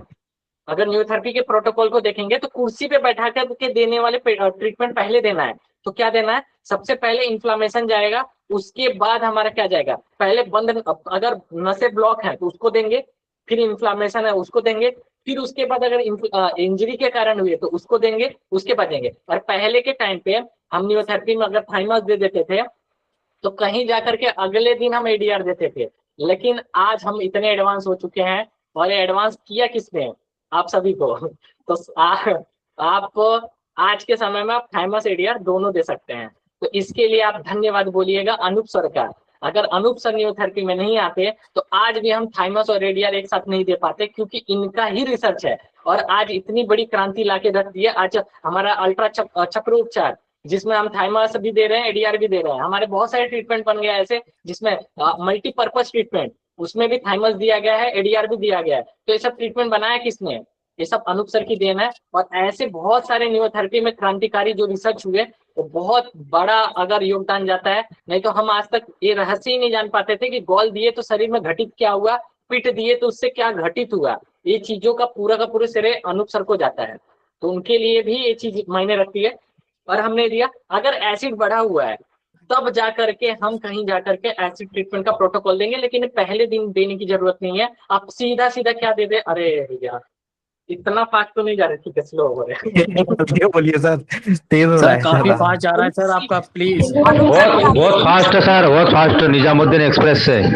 सर अनूप सर भी है। अरे वंदे अनूप सर मातरम है, चल रही है। अरे अनूप सर है, क्लास में अनूप ही सर है भी है जोड़ी ना। अनूप सर। आप स्टूडेंट बन जाइए। नमस्ते सर। नमस्ते लेकिन अनूप सर कुछ बोल ही नहीं नमस्ते रहे। बिंदु सर। अनूप सर का माइक ऑफ है। अच्छा रुको रुको रुको, सॉरी सॉरी, लेकिन माइक तो सबका ऑन है ना। वो ऑफ करके रखे हुए। अच्छा मैंने परमिशन भी दे दिया, ठीक है। अगर झूठ बोलते तो ठीक है, हो सकता है वो आनंद ले रहे हो हमारे बातों का। ठीक है। तो अनूप सर अगर सुन पा रहे हैं तो आपकी हमें आवश्यकता है, आपको सब लोग धन्यवाद बोलना चाह रहे हैं। ठीक है। अभी अभी अभी अभी हम आते हैं। देखिए 211 से अगर वापस से कम आ गया ना तो हम फिर पोटली वाला सिस्टम बंद कर देंगे जो बताने वाले हैं। तो अगर हमारा एसिड बढ़ा हुआ है बहुत ज्यादा, तो हम एसिड का प्रोटोकॉल है ना पहले दिन हम फॉलो नहीं करेंगे तो भी चलेगा। उसके बाद अब ट्रीटमेंट में क्या क्या ट्रीटमेंट है, अगर इनडाइजेशन के कारण आया है तो मैं आपको एक गिफ्ट देता हूँ। चलो एक नया ट्रीटमेंट देता हूँ जो हम अगस्त में लॉन्च करने वाले थे, लेकिन आज ही मैं दे रहा हूँ प्रभु की कृपा से। लेकिन इसमें ना बहुत सारे हम वेरिएशन देखेंगे। जब हम अगस्त में आश्रम में लॉन्च करेंगे ना, इसी फॉर्मूले के 10-15 वेरिएशन अलग अलग कंडीशन में अलग अलग कैसे देना है वो सारी चीजों को समझेंगे। लेकिन अभी के लिए मैं गिफ्ट दे रहा हूँ। 3 मिनट रुकेंगे, मैं टाइप कर रहा हूँ और बातें करते करते मेरी टाइप भी हो जाएगी और मैं आपको ट्रीटमेंट भी भेज देता हूँ। ठीक है, अभी आते हैं। अगर इंडाइजेशन के कारण है और स्टिफनेस है तो इसी ट्रीटमेंट जो मैं देने वाला हूँ इसमें खाली ना लेफ्ट कफ मसल घिसाई है ना, CNNS गैस और लेफ्ट कफ मसल घिसाई हम शुरुआत में ही दे देंगे। ठीक है, बस हमारा ये पूरा का पूरा ट्रीटमेंट दे दीजिए, हो गया। अगर हमारा बहुत ज्यादा स्टिफनेस है तो हमारा जो प्रोटोकॉल है 15 मेडुला इंटू 3 जो अनूप सर का ही अनुसंधान है, तो 15 medulla into 3 CNNS gas all 3 side into 3, उसके साथ लेफ्ट कफ मसल घिसाई भी दे सकते हैं। फिर SCL ट्रीटमेंट दे दिए। और बहुत ज्यादा स्टिफनेस है तो बेसल गैंग्लिया के बाद क्या दे दिया हमने, डाउन कैल्शियम दे दिए। तो ये हमारा प्रोटोकॉल सबको याद है, मुझे लगता है कि सबको याद है। कोई ऐसा है जिसको याद ना हो? सबको याद है प्रोटोकॉल, ये तो कई बार सत्रों में हम बोल चुके हैं, मजा आ जाएगा ये दे करके देखिए। ठीक है, आपको हम बताते हैं डाउन कैल्शियम केस बताएं। अगर हमारे पास आएगा, ऐसा केस अगर हमारे पास आएगा तो बिंदु सर मैं बिना फिजिकल दिए केवल साटिका सेटिंग और अल्ट्रा बैक पेन के अंदर मॉडिफिकेशन करके मैं आपको गारंटी देता हूँ 99% एक ट्रीटमेंट से बिना फिजिकल दिए मैं पेन निकाल के दिखा सकता हूँ, केवल केमिकल ट्रीटमेंट से। और बहुत सारे लोगों ने अनुभव भी देखा है हमारा, ऐसा नहीं है कि हवे में बातें चल रही हैं। बहुत सारे लोगों ने, बहुत सारे सीनियर हमारे पास है ना ट्रीटमेंट लेने के लिए आते हैं, दूर दूर से आते हैं। सौभाग्य हमारा है कि मुंबई में कोई अगर सीनियर कोई आता है तो सबसे पहले ट्रीटमेंट अगर उनको चाहिए तो हमारे पास आते हैं, ये हमारा सौभाग्य है। इसके लिए तो हम बहुत धन्यवाद बोलते हैं। दूसरी बात, आचार्य जी को सभी लोग जानते हैं। सर बाउंसर हो रहा है, बाउंसर। ये प्रभु नहीं होगा, सुनते जाइए, नहीं होगा, बैलेंस करके देंगे हम। तो आचार्य जी सबसे पहले हमारे यहाँ घर पे हमारे आए तो उन्होंने एक चीज मांगा मुझसे कि पुत्र मुझे है ना अल्ट्रा बैक पेन दिलवा दे। मैं बोला आचार्य जी ये चाहिए, बोलते हैं लेकिन वो वाला ट्रीटमेंट दिलाओ जो तुम बोलते हो कि इससे ये रिजल्ट आता है। मैं बोला ठीक है। तो फिर मैंने बोला आचार्य जी एक काम करिए, आप हमारे श्रेष्ठ हैं, हो सकता है जब मेरे पैर आपके ऊपर पड़े तो मैं घबरा जाऊं, वो वाला रिजल्ट नहीं ले पाऊं, तो इससे अच्छा मैं पेशेंट को दिन के 2-3 ही देख पाता हूँ, लेकिन मेरा एक थेरेपिस्ट है वो अल्ट्रा बैक पेन ही कम से कम 10-12 दे देता है दिन भर में, तो क्यों ना मैं उस एक्सपर्ट से दिलवाता हूँ। भाई उन्होंने दिया। आचार्य जी तीसरे राउंड के बाद होश ठिकाना नहीं था, 2.5 घंटे के बाद उठे थे। अच्छा ये तो आप पूछ सकते किसी भी सत्र में, वो 2.5 घंटे के बाद, 1.5 या 2 घंटे 2.5 घंटे के बाद उठे थे। वो खर्राटा मार मार के सोए थे, ऐसा उनको नींद आया था। जो हमने दावा किया था कि अल्ट्रा बैक पेन अगर ईमानदारी से दे दिया जाए तो पेशेंट उधर का उधर ही सो जाएगा। उसके बाद हमें, और हम तो क्या चालाकी लगाते हैं मालूम है बिंदु सर, आपको मजा आएगा। जी। पेशेंट सो गया ना तो हम नहीं उठाते उसको, हम हमारे पास तो और भी सुविधा है, तो हम आगे के पेशेंट को कंटिन्यू करते हैं। जब पेशेंट उठता है ना तब हम बोलते हैं आपका 3 ट्रीटमेंट हो चुका है। वो बोलता नहीं नहीं आपने तो एक ही दिया था। मैं बोला 2 ट्रीटमेंट तो आप सो के लिए ना, हम तो देना चाह रहे थे, आप लिए ही नहीं। बिल्कुल बिल्कुल बिल्कुल, हम तो देना चाह रहे थे, आप लिए ही नहीं। तो हम क्या करें, लेकिन आपका 3 ट्रीटमेंट का पैसा लगता है, लेकिन खुशी से बहुत बार वो ज्यादा ही देके चले जाते हैं। हमने मस्ती मस्ती में बोलते हैं, लेकिन कभी कभी तो प्रोटोकॉल बहुत सारे होते हैं, प्रोटोकॉल की कमी नहीं है। ठीक है, तो हम कर लिए। एक जो मैंने फॉर्मूला बताया था अभी मैं डाल दे रहा हूँ, तो ये वाला ट्रीटमेंट को है ना हम आज ही चाहिए या तो जब भी चाहिए ना, इसको अलग अलग कंडीशन में अलग अलग तरीके से हम क्या कर सकते हैं, इसको मॉडिफाई करके देखेंगे। और एक कोई और ट्रीटमेंट नहीं है, जीवन धारा ही है। केवल जीवन धारा को हमने खाली बैक पेन के लिए स्पेशल मॉडिफिकेशन किया है। और इसका पूरा का पूरा श्रेय किसको जाता है, जिसको जाता है ना मैं उसके पीठ पे थपथपा देता हूँ। ठीक है, तो ये ट्रीटमेंट हमने लिख के भेज दिया। इसी ट्रीटमेंट में ना मैं बहुत सारे बदलाव करके अगस्त के बाद, आश्रम के बाद मैं जब कुछ लूंगा, मतलब जब कुछ कोई सत्र लूंगा अल्ट्रा का 3.0, तब मैं इस ट्रीटमेंट की ना विशेषता बताता हूँ, कैसी परिस्थिति, कैसे कंडीशन, कैसे इसमें क्या जोड़ना है, कैसे घटाना है, क्या ऐड करे क्या नहीं करे, इसके बाद क्या डाउन कैल्शियम दे सकते हैं, बिल्कुल दे सकते हैं। इस पूरे ट्रीटमेंट के बाद भी डाउन कैल्शियम दिया जा सकता है। तो क्या दिया जा सकता है, अगर बहुत ज्यादा स्टिफनेस है तो डाउन कैल्शियम भी दे सकते हैं। तो ऐसे बहुत, अभी आपने देखा जादू क्या कि पहले इन्फ्लेमेशन देना है, इंजरी देना है, लैक्टिक एसिड देना 125 DCC बिंदु सर का, अब इसी को अगर मैं तड़का मारूं तो आप इन्फ्लामेशन दीजिए, इंजरी में मॉडिफिकेशन क्या क्या कर सकते हैं, कंडीशन के अनुसार आप पैनक्रियास को भी बदल सकते हैं, पैनक्रियास को ऐड भी कर सकते हैं। कंडीशन के अनुसार हमने बहुत सारे इंजरी हमने देख चुके हैं बहुत सारे सत्रों में, तो जितना हमने अभी तक प्रकार बताया उसमें भी दे सकते हैं। एक हमने जो नया इंजरी का पूरा सेट दिया उसमें भी एक इंजरी का ना प्रोटोकॉल डाला गया है, उसको भी दे सकते हैं। लैक्टिक एसिड में जैसे कि हमने पिछले सत्र में सुन लिया था, पिछला रविवार को हमने सत्र अटेंड किया था, तो उसमें ना हम 9 राइट ओवरी तक गए थे, तो आप उस प्रोटोकॉल को भी यहाँ पे भी फॉलो कर सकते हैं। हम 9 राइट ओवरी यहाँ पे भी 6 की जगह पे 9 भी दे सकते हैं, तो 9 लेफ्ट ओवरी 9 राइट ओवरी। अब 125 DCC का हमने पूरा का पूरा प्रोटोकॉल सुन लिया था, मजा आ गया था, जो कि अभी उसका दूसरा सत्र आने वाला है कभी इस गुरुवार को। लेकिन कंडीशन ये है जब तक 500 की संख्या नहीं रहेगी वो सत्र नहीं लिया जाएगा। सिंपल सी कंडीशन है, आप लोगों को मेहनत करके 500 लोगों को जोड़ना है, ठीक है।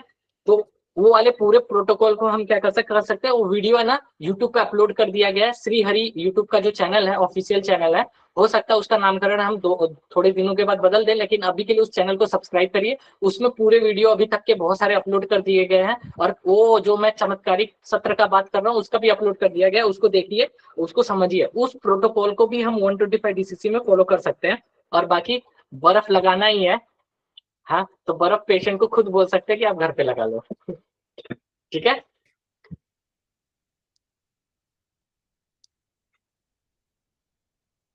हाँ जी, ये और दूसरा मैंने एक ट्रीटमेंट अरविंद कुमार जी, दूसरा मैंने एक ट्रीटमेंट बता दिया है। लिंक यूट्यूब का एक काम करता हूँ मैं, पहले चैनल का लिंक है ना, यूट्यूब चैनल का लिंक डाल देता हूँ। आप लोग सभी के लिए जो लोग सब्सक्राइब नहीं किए हैं उसको कर लीजिए, उस पर ही आपको चीजें मिलेंगी। मैं और अभी संख्या कम ना हो जाए इसके लिए आप शिकायत पे आ जाइए। पंडित जी अल्ट्रा बैक के फॉर्मूला एक बार बता दीजिए ना। अरे उसी चैनल पे अपलोड है भैया, मैं यूट्यूब का ही चैनल डाल दे रहा हूँ डायरेक्ट। जी धन्यवाद। पंडित जी बताइए बताइए। हरिओम। हरिओम हरिओम, अरे हमारे बड़े भैया हैं। नमस्ते नमस्ते सभी को नमस्ते।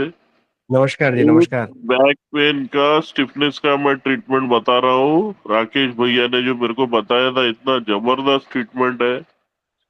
उस ट्रीटमेंट की खासियत है बैक में स्टिफनेस प्लस माइंड में स्टिफनेस। जिन लोगों का दिमाग भी स्टिफ रहता है, समझ रहे हैं आप, back stiffness and mind stiffness, तो उसके लिए इतना जबरदस्त राकेश भैया ने वो ट्रीटमेंट बताया था। सारे ट्रीटमेंट वहां फेल हो रहे थे, तब उन्होंने बताया था 20 toe finger gall spleen, 6 NNS gall spleen और 1 WD आश्रम वाला पुराना स्टाइल का, हाँ हाँ हाँ, इंटू 6। ये भी बहुत जबरदस्त काम करता है। Please repeat sir. रिपीट कीजिए तो। 20 toe finger gall spleen, 6 NNS gall spleen, 1 WD old वाला इंटू 6।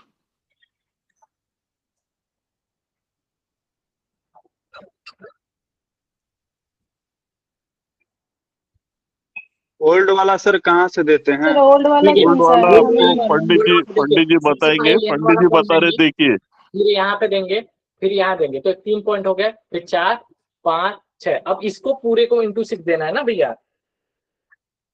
हाँ जी हाँ जी, एक 6 पॉइंट बनेगा, मतलब एक यहाँ पे पॉइंट बनेगा, एक दूसरा यहाँ पे, तीसरा यहाँ पे, चौथा पांचवा छठा। अब इसको इंटू 6 देना है। हाँ नहीं पूरा शुरू से आखिरी तक, मतलब 20 toe finger gall spleen, 6 NNS gall spleen, 1 WD old वाला इंटू 6। पूरे स्टेप 6 बार रिपीट होंगे। वो तीनों स्टेप 6 बार करना है। हाँ, और इसकी खासियत बता देते हैं। ये पूरे शरीर में अगर कहीं का भी दर्द आपसे नहीं निकल रहा है, आप थक चुके हो, उस दर्द को भी ये निकाल देगा। बहुत ही बढ़िया। और इसके चमत्कारी रिजल्ट और भी है। इसमें एक कॉन्ट्राइंडिकेशन है, ये ट्रीटमेंट आप दोबारा नहीं दे सकते सेकंड डे, क्योंकि ये तुरंत जिनके कैल्शियम कम है उनकी नस, मतलब तुरंत उनको क्रैम्प्स आएंगे पैर में। ये इतना हार्ड ट्रीटमेंट है, ये आप हफ्ते में या 3 दिन में एक ही बार दे सकोगे। ये तुरंत आप देख लेना। दूसरी बार जैसे ही देने जाओगे, तीसरे राउंड में ही पेशेंट बोल देगा सर मेरे पैर में क्रैम्प्स आ रहे हैं। तो ये ब्रह्मास्त्र टाइप का ट्रीटमेंट है, वन टाइम यूज, हफ्ते में एक बार या 3-4 दिन में एक बार। बहुत बढ़िया भैया, ये बहुत आनंद आया, क्योंकि जब भी अभिषेक भैया कुछ बताते हैं तो कुछ उसको अनुभव को समझ करके एकदम प्रैक्टिकल, यानी कोई भी चीज कागज पे लिखी जाती है और धरातल पे क्या उसके परिणाम आते हैं उसके साथ में बताते हैं, बहुत आनंद आता है। अभी जैसे कि आपको बिंदु सर सेकाई बता रहे हैं। देखिए, मैं इसमें आपको एक चीज बताता हूँ कि जो हमने ऑब्जर्व किया, जो मैं आपसे कह रहा था कि आप जब गर्म सिकाई करते हैं तो गर्म सिकाई आप सरफेस लेवल पे कर रहे हैं, ठीक है, लेकिन अगर हमें डिस्क के अंदर वाले हिस्से में सिकाई करनी है तो हम कैसे कर सकते हैं, उसके लॉजिक को अगर हम समझेंगे तो आप जान के हैरान हो जाएंगे। शायद कुछ लोग जानते भी होंगे लेकिन कभी शायद ऑब्जर्व नहीं किया होगा इतना बढ़िया तरीके से। तो उसमें हम लोग क्या कर सकते हैं, देखिए, अगर आप ऊपर से, जैसे इसमें डबल सिकाई चलती है, तो एक बार क्या करेंगे, आपने क्या करा, पहले गर्म सिकाई करा, ठीक है, पहले स्टेप में गर्म सिकाई, जैसे सपोज करिए आपने 10 मिनट गर्म सिकाई करा, गर्म सिकाई करने के तुरंत बाद, ठीक है, आपने सॉफ्ट कर लिया, ऊपर की मसल्स की सिकाई हो चुकी है, अब अंदर से सिकाई करनी है, तो आप क्या करेंगे, बर्फ की सिकाई करेंगे। बोले सर बर्फ की सिकाई से क्या होगा, तो आप बताइए मुझे, जितने भी लोग हैं लाइन में, कि आपने जब बर्फ की सिकाई करेंगे तो ऊपर से तो स्किन ठंडी होगी, ऊपर से स्किन ठंडी होगी, लेकिन अंदर से क्या होगा, अंदर से गर्मी होगी। गर्मी का क्योंकि उसको कंपनसेट करने के लिए वो अंदर से गर्म करेगा, वो डिस्क के जहां पे मेन रूट लेवल में प्रॉब्लम है उस जगह को क्या करेगा, वो गर्म करेगा, ठीक है। तो इस चीज को आप लोग हमेशा ध्यान रखिएगा, इसकी ताकत इतनी जबरदस्त है कि आप, अगर हमें कॉन्सेप्ट पता होगा ना, तो आप कनेक्ट करके उसका रिजल्ट ले पाओगे कि कहाँ पे कब यूज करना है। जैसे गर्म सिकाई कब यूज करना है, ठंडी सिकाई कब यूज करना है। ठंडी सिकाई हमेशा जब अभी अभी हुआ है, मसल्स टूट गई है, लिगामेंट टियर हुआ है और मतलब बहुत ज्यादा स्वेलिंग है, तो उस केस पे हमेशा ठंडी सिकाई करेंगे। अगर बहुत पुराना केस हो चुका है, डिस्क बल्ज वाला केस है, नहीं ठीक हो रहा है, तो उस केस में हम ठंडी सिकाई करेंगे, लेकिन कब, पहले गर्म करने के बाद फिर ठंडी करेंगे। ध्यान रहेगा कि नहीं रहेगा, दिन में 2 से 3 बार आप करने के लिए बोलिए पेशेंट को। और अगर देखिए, इसमें एक चीज और है, पेशेंट को अगर आप लॉजिक बता देंगे, पेशेंट को अगर आप ट्रीटमेंट सिखा देंगे, तो वो एक दिन से ज्यादा दूसरे दिन आएगा नहीं वो आपके पास, वो घर पे रहकर ही ठीक हो जाएगा।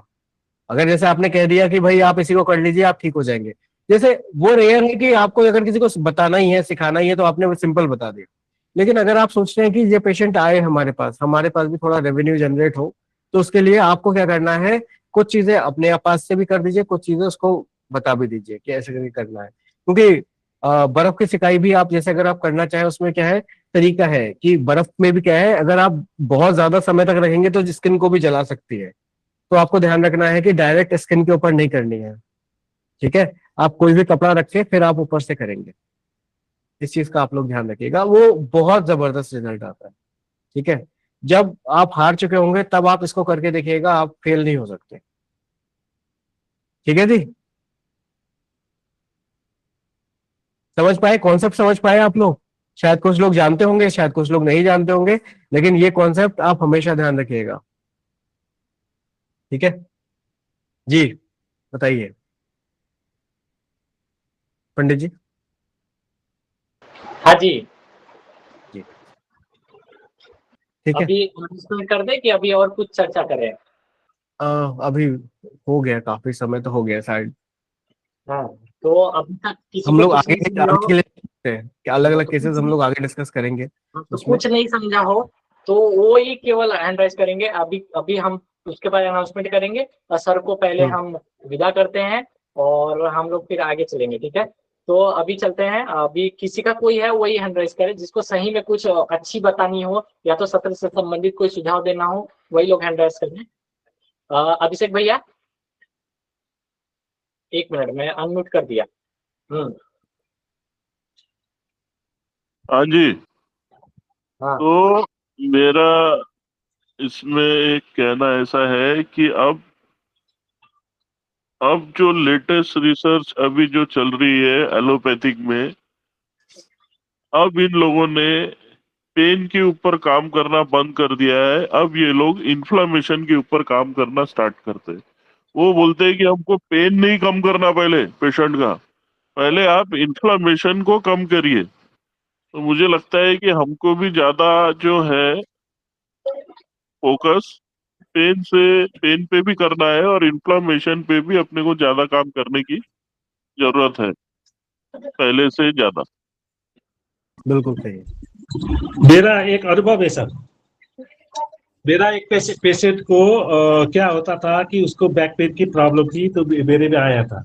जब वो कॉक्स-2 इनहिबिटर मेडिसिन लेता था तो उसका पेन चला जाता था।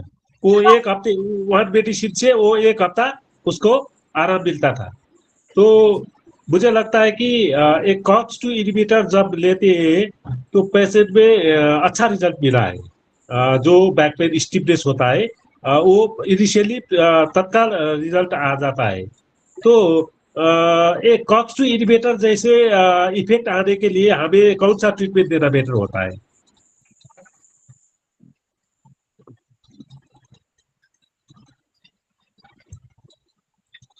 आप बताएंगे या मैं बताऊं?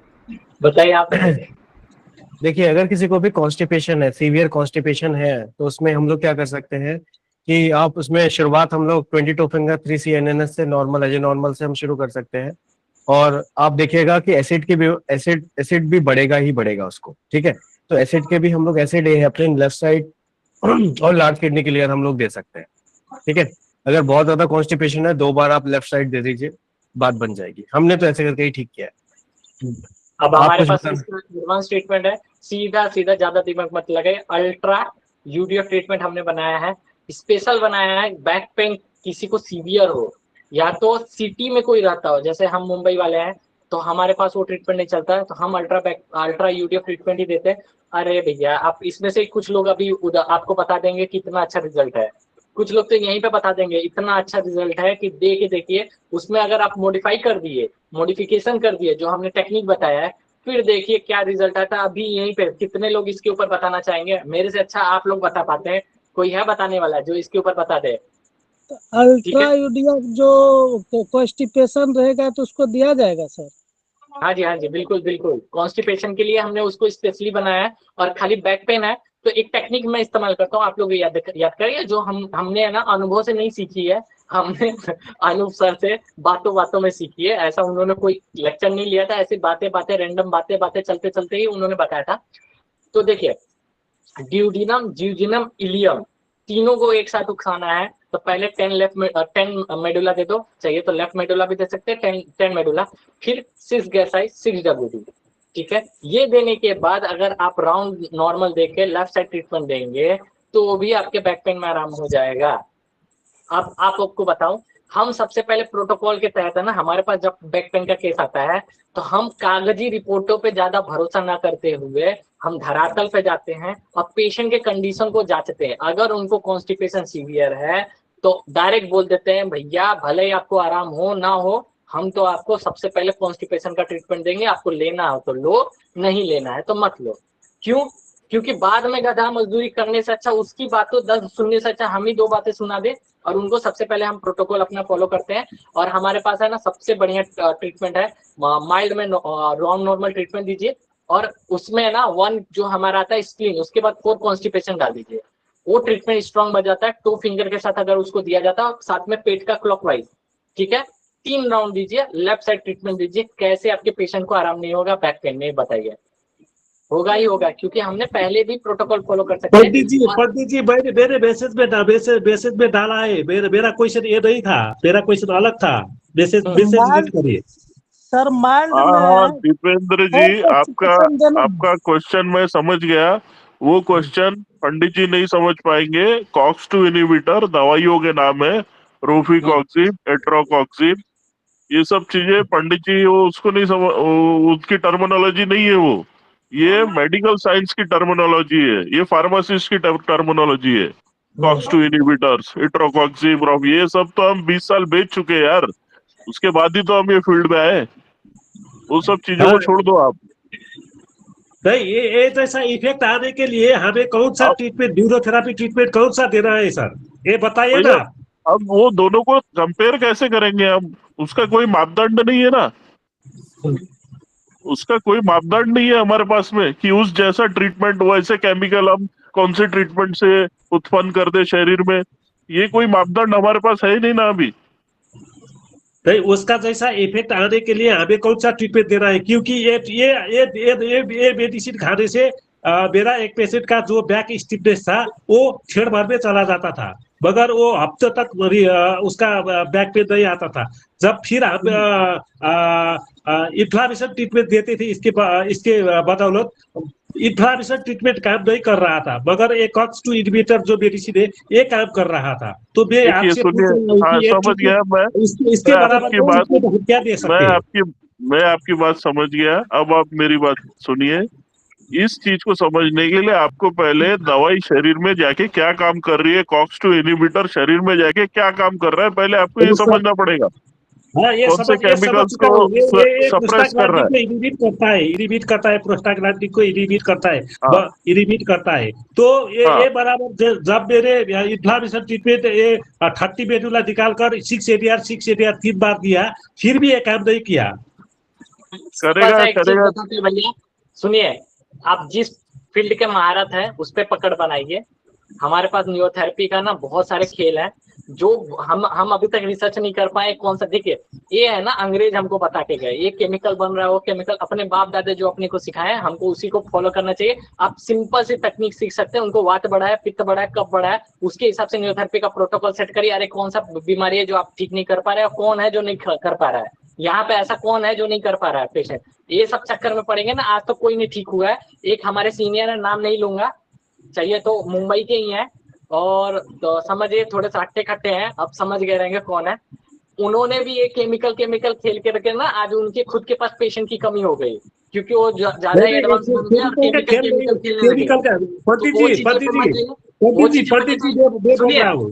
मैं बताता हूँ। आप न्यूरोथेरेपी के पेन पॉइंट पे जाइए और न्यूरोथेरेपी के सिद्धांत और न्यूरोथेरेपी के फॉर्मूलों को फॉलो करिए, आपके पेशेंट आराम हो जाएगा। एक जल्दी के चक्कर है ना, आप नहीं ला पाओगे। देखो फार्मूला तो हम भी दे रहे हैं, मगर जब वो COX-2 इनहिबिटर मेडिसिन लेता था तो उसको पेन चला जाता था, 1 हफ्ते तक पेन नहीं आता था उसको। मैं आपको केमिकल बना के दे सकता हूँ, खाली मुझे एक रिसर्च दीजिए। ये शरीर में क्या काम करता है, कैसे काम करता है, किसी डॉक्टर से पूछ करके बताइए शरीर में कैसे दर्द को कम किया या तो कैसे रिलैक्स करी। आप ये ढूंढ के दिखा दीजिए, मैं आपको ट्रीटमेंट बना के दे दूंगा। जैसे कि हमने बताया था अल्ट्रा में जू के लिए बिंदु सर हमने ट्रीटमेंट बनाया है। खाली वो ट्रीटमेंट 3 बार देंगे ना, जू खत्म। जू सर में पड़ा है, लेकिन ट्रीटमेंट हम हाथ पैर पे दे रहे हैं। ये चीजें कैसे पॉसिबल हुई? क्योंकि जिस लड़की ने मुझे एक कॉन्सेप्ट बताया था कि मेडिसिन से भी जू को खत्म किया जाता है, लेकिन वो ट्रीटमेंट उसमें टाइम लगता है, मतलब लेकिन खा के मेडिसिन ओरली खाने से भी जू खत्म होता है, ऐसा एक मेडिसिन है। हमने बोला अगर आप इसको पूरा रिसर्च करके मुझे दे सकते हो आर्टिकल कि कैसे काम करता है, क्या नहीं करता है, अगर डॉक्टरों से मिल के मैं इसके ऊपर ट्रीटमेंट आपको बना के दे सकता हूँ। अगर वो 10 दिन खिलाने से आराम हो रहा है तो मैं 3 से 4 ट्रीटमेंट में आपको आराम दिला सकता हूँ, इतना मैं पावरफुल बना सकता हूँ। बाद में जब मुझे एक कॉन्सेप्ट समझ में आया और मैंने जब ट्रीटमेंट न्यूरोथेरेपी के हिसाब से बनाया, तो जिसको मैंने ट्रीटमेंट दिया उसके शरीर पे अगर सर में उसके 10 जू थे तो प्रोटोकॉल के हिसाब से उसको 50 जू बढ़ गए, मानी कि ऐसे जू गिरने लगे। बाद में समझते जब मैं न्यूरोथेरेपी की दृष्टि से सोचा, केमिकल को छोड़ा, तब जाकर को मैं ट्रीटमेंट बना पाया। और जो आप लोगों के सामने है, आप लोगों को मालूम भी है, इतना बढ़िया ट्रीटमेंट है वो। नहीं, हमको तो क्या है, हमको जहाँ से भी लॉन्ग पड़ा है नहीं कर पाते। ठीक है, इस विषय को यहीं पे छोड़ते हैं, आप इसको रिसर्च करके दीजिए। ट्रीटमेंट बनाने का काम मेरा है, मैं आपको ट्रीटमेंट बना के दूंगा। ठीक है, ठीक है। बिंदु सर से सकाई के बारे में पूछना था दोबारा, 1 मिनट सर। पंडित जी मैंने पूछना था, जैसे आपने बताया था कि जैसे लेटेस्ट चोट लगी हो तो उसके लिए आइस पैकिंग करनी है ना, और पुरानी हो तो हीट करनी है। तो शुरुआत में हम लोग करेंगे, बाद में आइसिंग। हाँ जी, और आपने जो कट्ठा बताया वो दोबारा बता दिया, समझ नहीं आया वो गर्म और ठंडा कैसे करना। इकट्ठा का मतलब क्या है, जैसे आपने 10 मिनट गर्म करा, पहले मसल्स के ऊपर आपने गर्म सिकाई कर ली, ठीक है, बैक की मसल्स के ऊपर। हमेशा ध्यान रखिएगा कि एक कॉन्सेप्ट और ध्यान रखिए, गरम जब हम लोग सिकाई कर रहे हैं तो इस स्पाइन के ऊपर नहीं करेंगे, ठीक है। क्यों नहीं करना है, इसका सबसे बेसिक सा रीजन क्या है, आपका जो न्यूक्लियस पल्पोसिस है उसके अंदर क्या है, 90% वाटर है। तो जब आप वहां पे हीटिंग देंगे तो जेल ऑलरेडी बाहर है, ठीक है, तो अंदर से जब गर्मी बढ़ेगी तो वो हीटिंग इफेक्ट की वजह से और भी ज्यादा दर्द बढ़ जाएगा। हमने ऐसे केसेस देखे हैं, पेशेंट ने ये कहा कि सर मेरी कल हालत ऐसी थी, मैं उठ भी नहीं पा रहा था, बैठ भी नहीं पा रहा था। मैंने कहा क्या किया तुमने? बोले सारी चीजें करी आपने जो बताया था। फिर हमने पूछा सिकाई क्या करा था? बोले सर सिकाई करी थी। मैंने कहा कितना करा था? बोले सर 2 घंटे तक करी थी। आप हमेशा ध्यान रखिएगा, सिकाई करेंगे 10 मिनट, ठीक है, 10 मिनट ठंडी गर्म सिकाई, फिर उसके बाद 5-7 मिनट ठंडी सिकाई हम करेंगे, ठीक है। फिर इसी साइकिल को 2 बार हम रिपीट कर दीजिए, बस बात खत्म। सर रेशियो 3 मिनट और 1 मिनट रह सकता है ना? हेलो। हाँ जी, हाँ जी, आप कर सकते हैं, लेकिन क्या होता है ना 3 मिनट और 1 मिनट का वो बार बार वो कर नहीं पाएगा व्यक्ति। अच्छा, नेचुरोपैथी के अनुसार इसी तरह से सिकाई किया जाता है। हाँ जी, हाँ जी, वहां पे तो आप करते हैं, लेकिन अगर आप जैसे पेशेंट बहुत ज्यादा नहीं कर सकता तो फिर हम क्या करते हैं 10 मिनट ये और 2-3 मिनट हम लोग वो करते हैं, बस बात खत्म हो जाती है, 2 राउंड में ही ठीक हो जाता है। बिंदु सर अनाउंसमेंट कर देते हैं, अगर आपको विराम करना हो तो आप विराम कर सकते हैं और हम लोग इसको कंटिन्यू करते हैं। मैं ज्यादा समय नहीं लूंगा, मैं कुछ चीजें आपको बताऊंगा, उसको भी फॉलो करना है। जैसे कि अनाउंसमेंट होने के बाद मैं चीजें बताता हूँ। अगर सर आपको जुड़ना है तो हमारा अगर उत्साह बढ़ाना है तो जुड़े भी रह सकते हैं। दीप्ति मैं जी, लेकिन मैं वीडियो ऑफ कर दूंगा। हाँ ठीक है दीप्ति जी। जी जी जी पंडित जी। जी आवाज आ रही है मेरी? हाँ जी बिल्कुल आ रही है। ठीक है, एक बढ़िया से अनाउंसमेंट करने जा रहे हैं और इसमें जो पहले भी आपने सुना होगा, वैसे बहुत सारे लोगों को पता होगा, पर इसमें कुछ हमने जो विशिष्ट वर्ग हमने पहले डिसाइड किए थे उसको और थोड़ा विस्तृत किया है। तो कृपया सभी लोग ध्यान से सुनिएगा, क्योंकि इस पुण्य काल में अगर आप लोग भी सहयोगी बन पाते हैं तो बहुत अच्छा होगा। अगर किसी का भला हो सकता है आपके माध्यम से भी, तो वो सभी के लिए बहुत अच्छा होगा। तो कृपया ध्यान दीजिएगा। सबसे पहले तो हमें ये बताते हुए अत्यंत गर्व की अनुभूति हो रही है कि पाठशाला का हमारा प्रथम डिप्लोमा बैच संपूर्ण न्यूरोथेरेपी के इतिहास का अब तक का सबसे बड़ा बैच बन गया है। और आप सभी के इस अपार प्रेम और विश्वास के लिए हृदय से आभार। इस ऐतिहासिक सफलता के पश्चात हमें यह सूचित करते हुए अत्यंत हर्ष हो रहा है कि 12वीं पास मतलब 12th पास विद्यार्थियों के लिए पाठशाला न्यूरोथेरेपी डिप्लोमा का द्वितीय बैच आगामी अगस्त माह से प्रारंभ होने जा रहा है। ध्यान रहे, इस डिप्लोमा कोर्स में प्रवेश हेतु न्यूनतम शैक्षणिक योग्यता 12वीं पास होना अनिवार्य है। तो समाज सेवा के प्रति अपने उत्तरदायित्व का निर्वहन करते हुए हमारी पंचवर्षीय योजना के अंतर्गत पाठशाला ने विशेष वर्गों के लिए एक कल्याणकारी पहल की है। वो विशेष वर्ग उनसे संबंधित विद्यार्थियों के लिए संपूर्ण पाठ्यक्रम हेतु केवल 1111 का रजिस्ट्रेशन शुल्क देय होगा।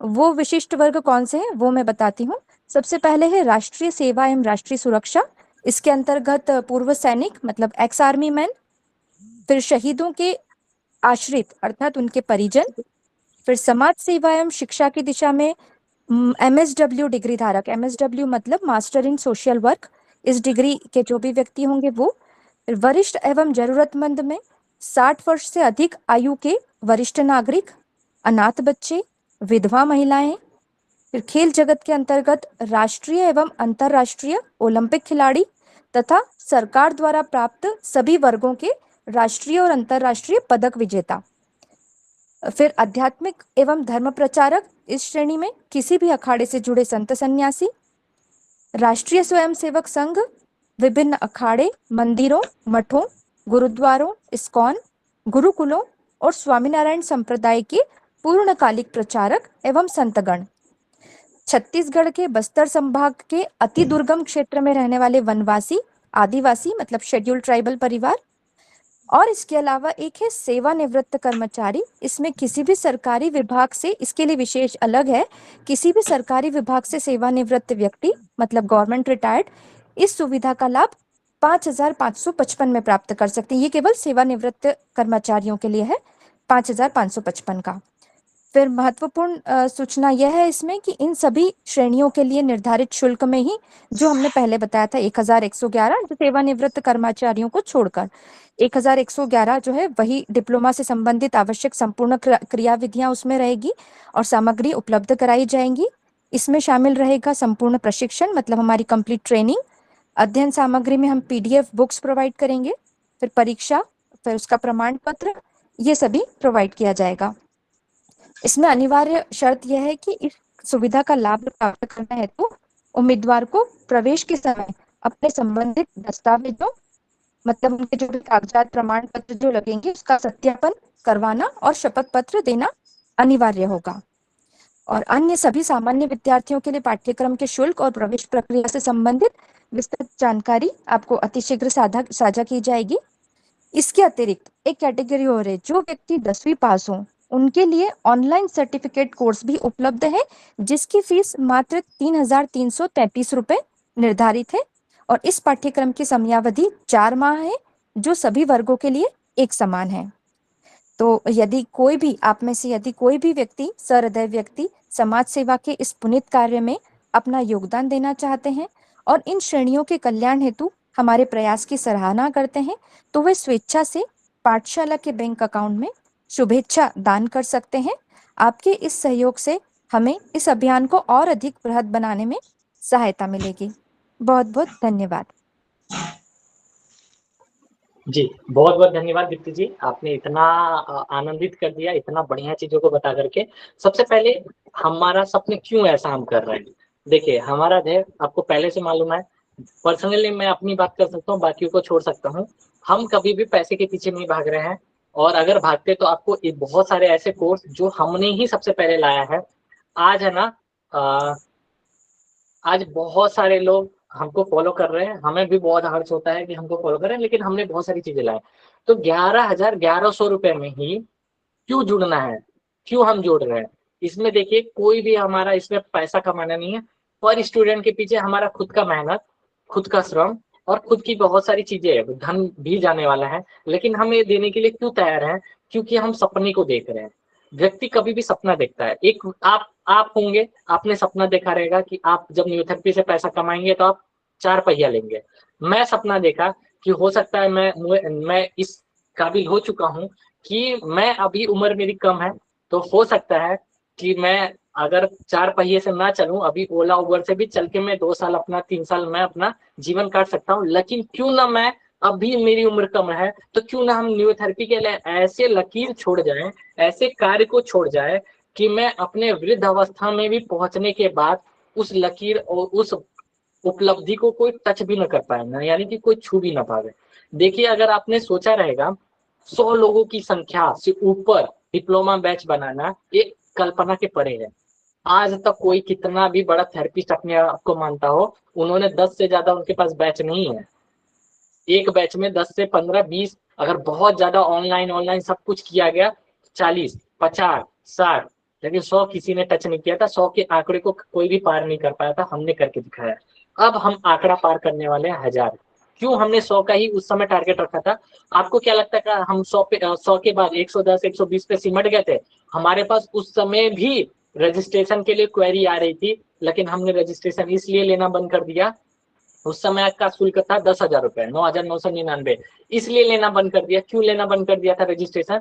क्योंकि हमें ही मैनेज करना था, तो हम सक्षम नहीं थे कि इतने बड़ी संख्या को हम मैनेज कर सके। देखिए कोई भी चीज बेच देना वो अलग है, लेकिन उसको लेकर के चलना वो भी। अभी आप लोगों को डिप्लोमा में अभी तक जो लोग जुड़ चुके हैं उनके लिए भी हमारे पास कुछ सरप्राइज है, वो भी धीरे धीरे हम खुलासा करने वाले हैं। वो चीजें उन्हीं को मिलेगी जो अभी तक डिप्लोमा में जुड़े हुए थे, उन्हीं को मिलेगी। लेकिन अब जो बैच हम बना रहे हैं वो 1000 की कैपेसिटी के ऊपर की बैच हम संभाल सकते हैं। क्यों संभाल सकते हैं? उस समय तक आपका साथ हमारे पास नहीं था। अभी हमारे पास बहुत सारे लेक्चरर तैयार हो चुके हैं, जो बेसिक लेक्चर जब तक वो लेंगे तब तक वो खुद डिप्लोमा लेने लायक बन जाएंगे। तो ऐसे में, और दूसरी बात, इसमें जो प्रैक्टिकल होगा उसको हम कैसे मैनेज करेंगे? तो उसका फंडा सिंपल सा है। अगर हम कहीं पे भी मुंबई जैसे, दिल्ली जैसे जगहों पे अगर हम ऑर्गेनाइज करेंगे तो पैसा जाने वाला है, तो वो पैसा आपसे ही लेना पड़ेगा। इससे अच्छा आप अपनी जगह पे ऑर्गेनाइज करिए। कम से कम 50 से 100 लोग होने चाहिए।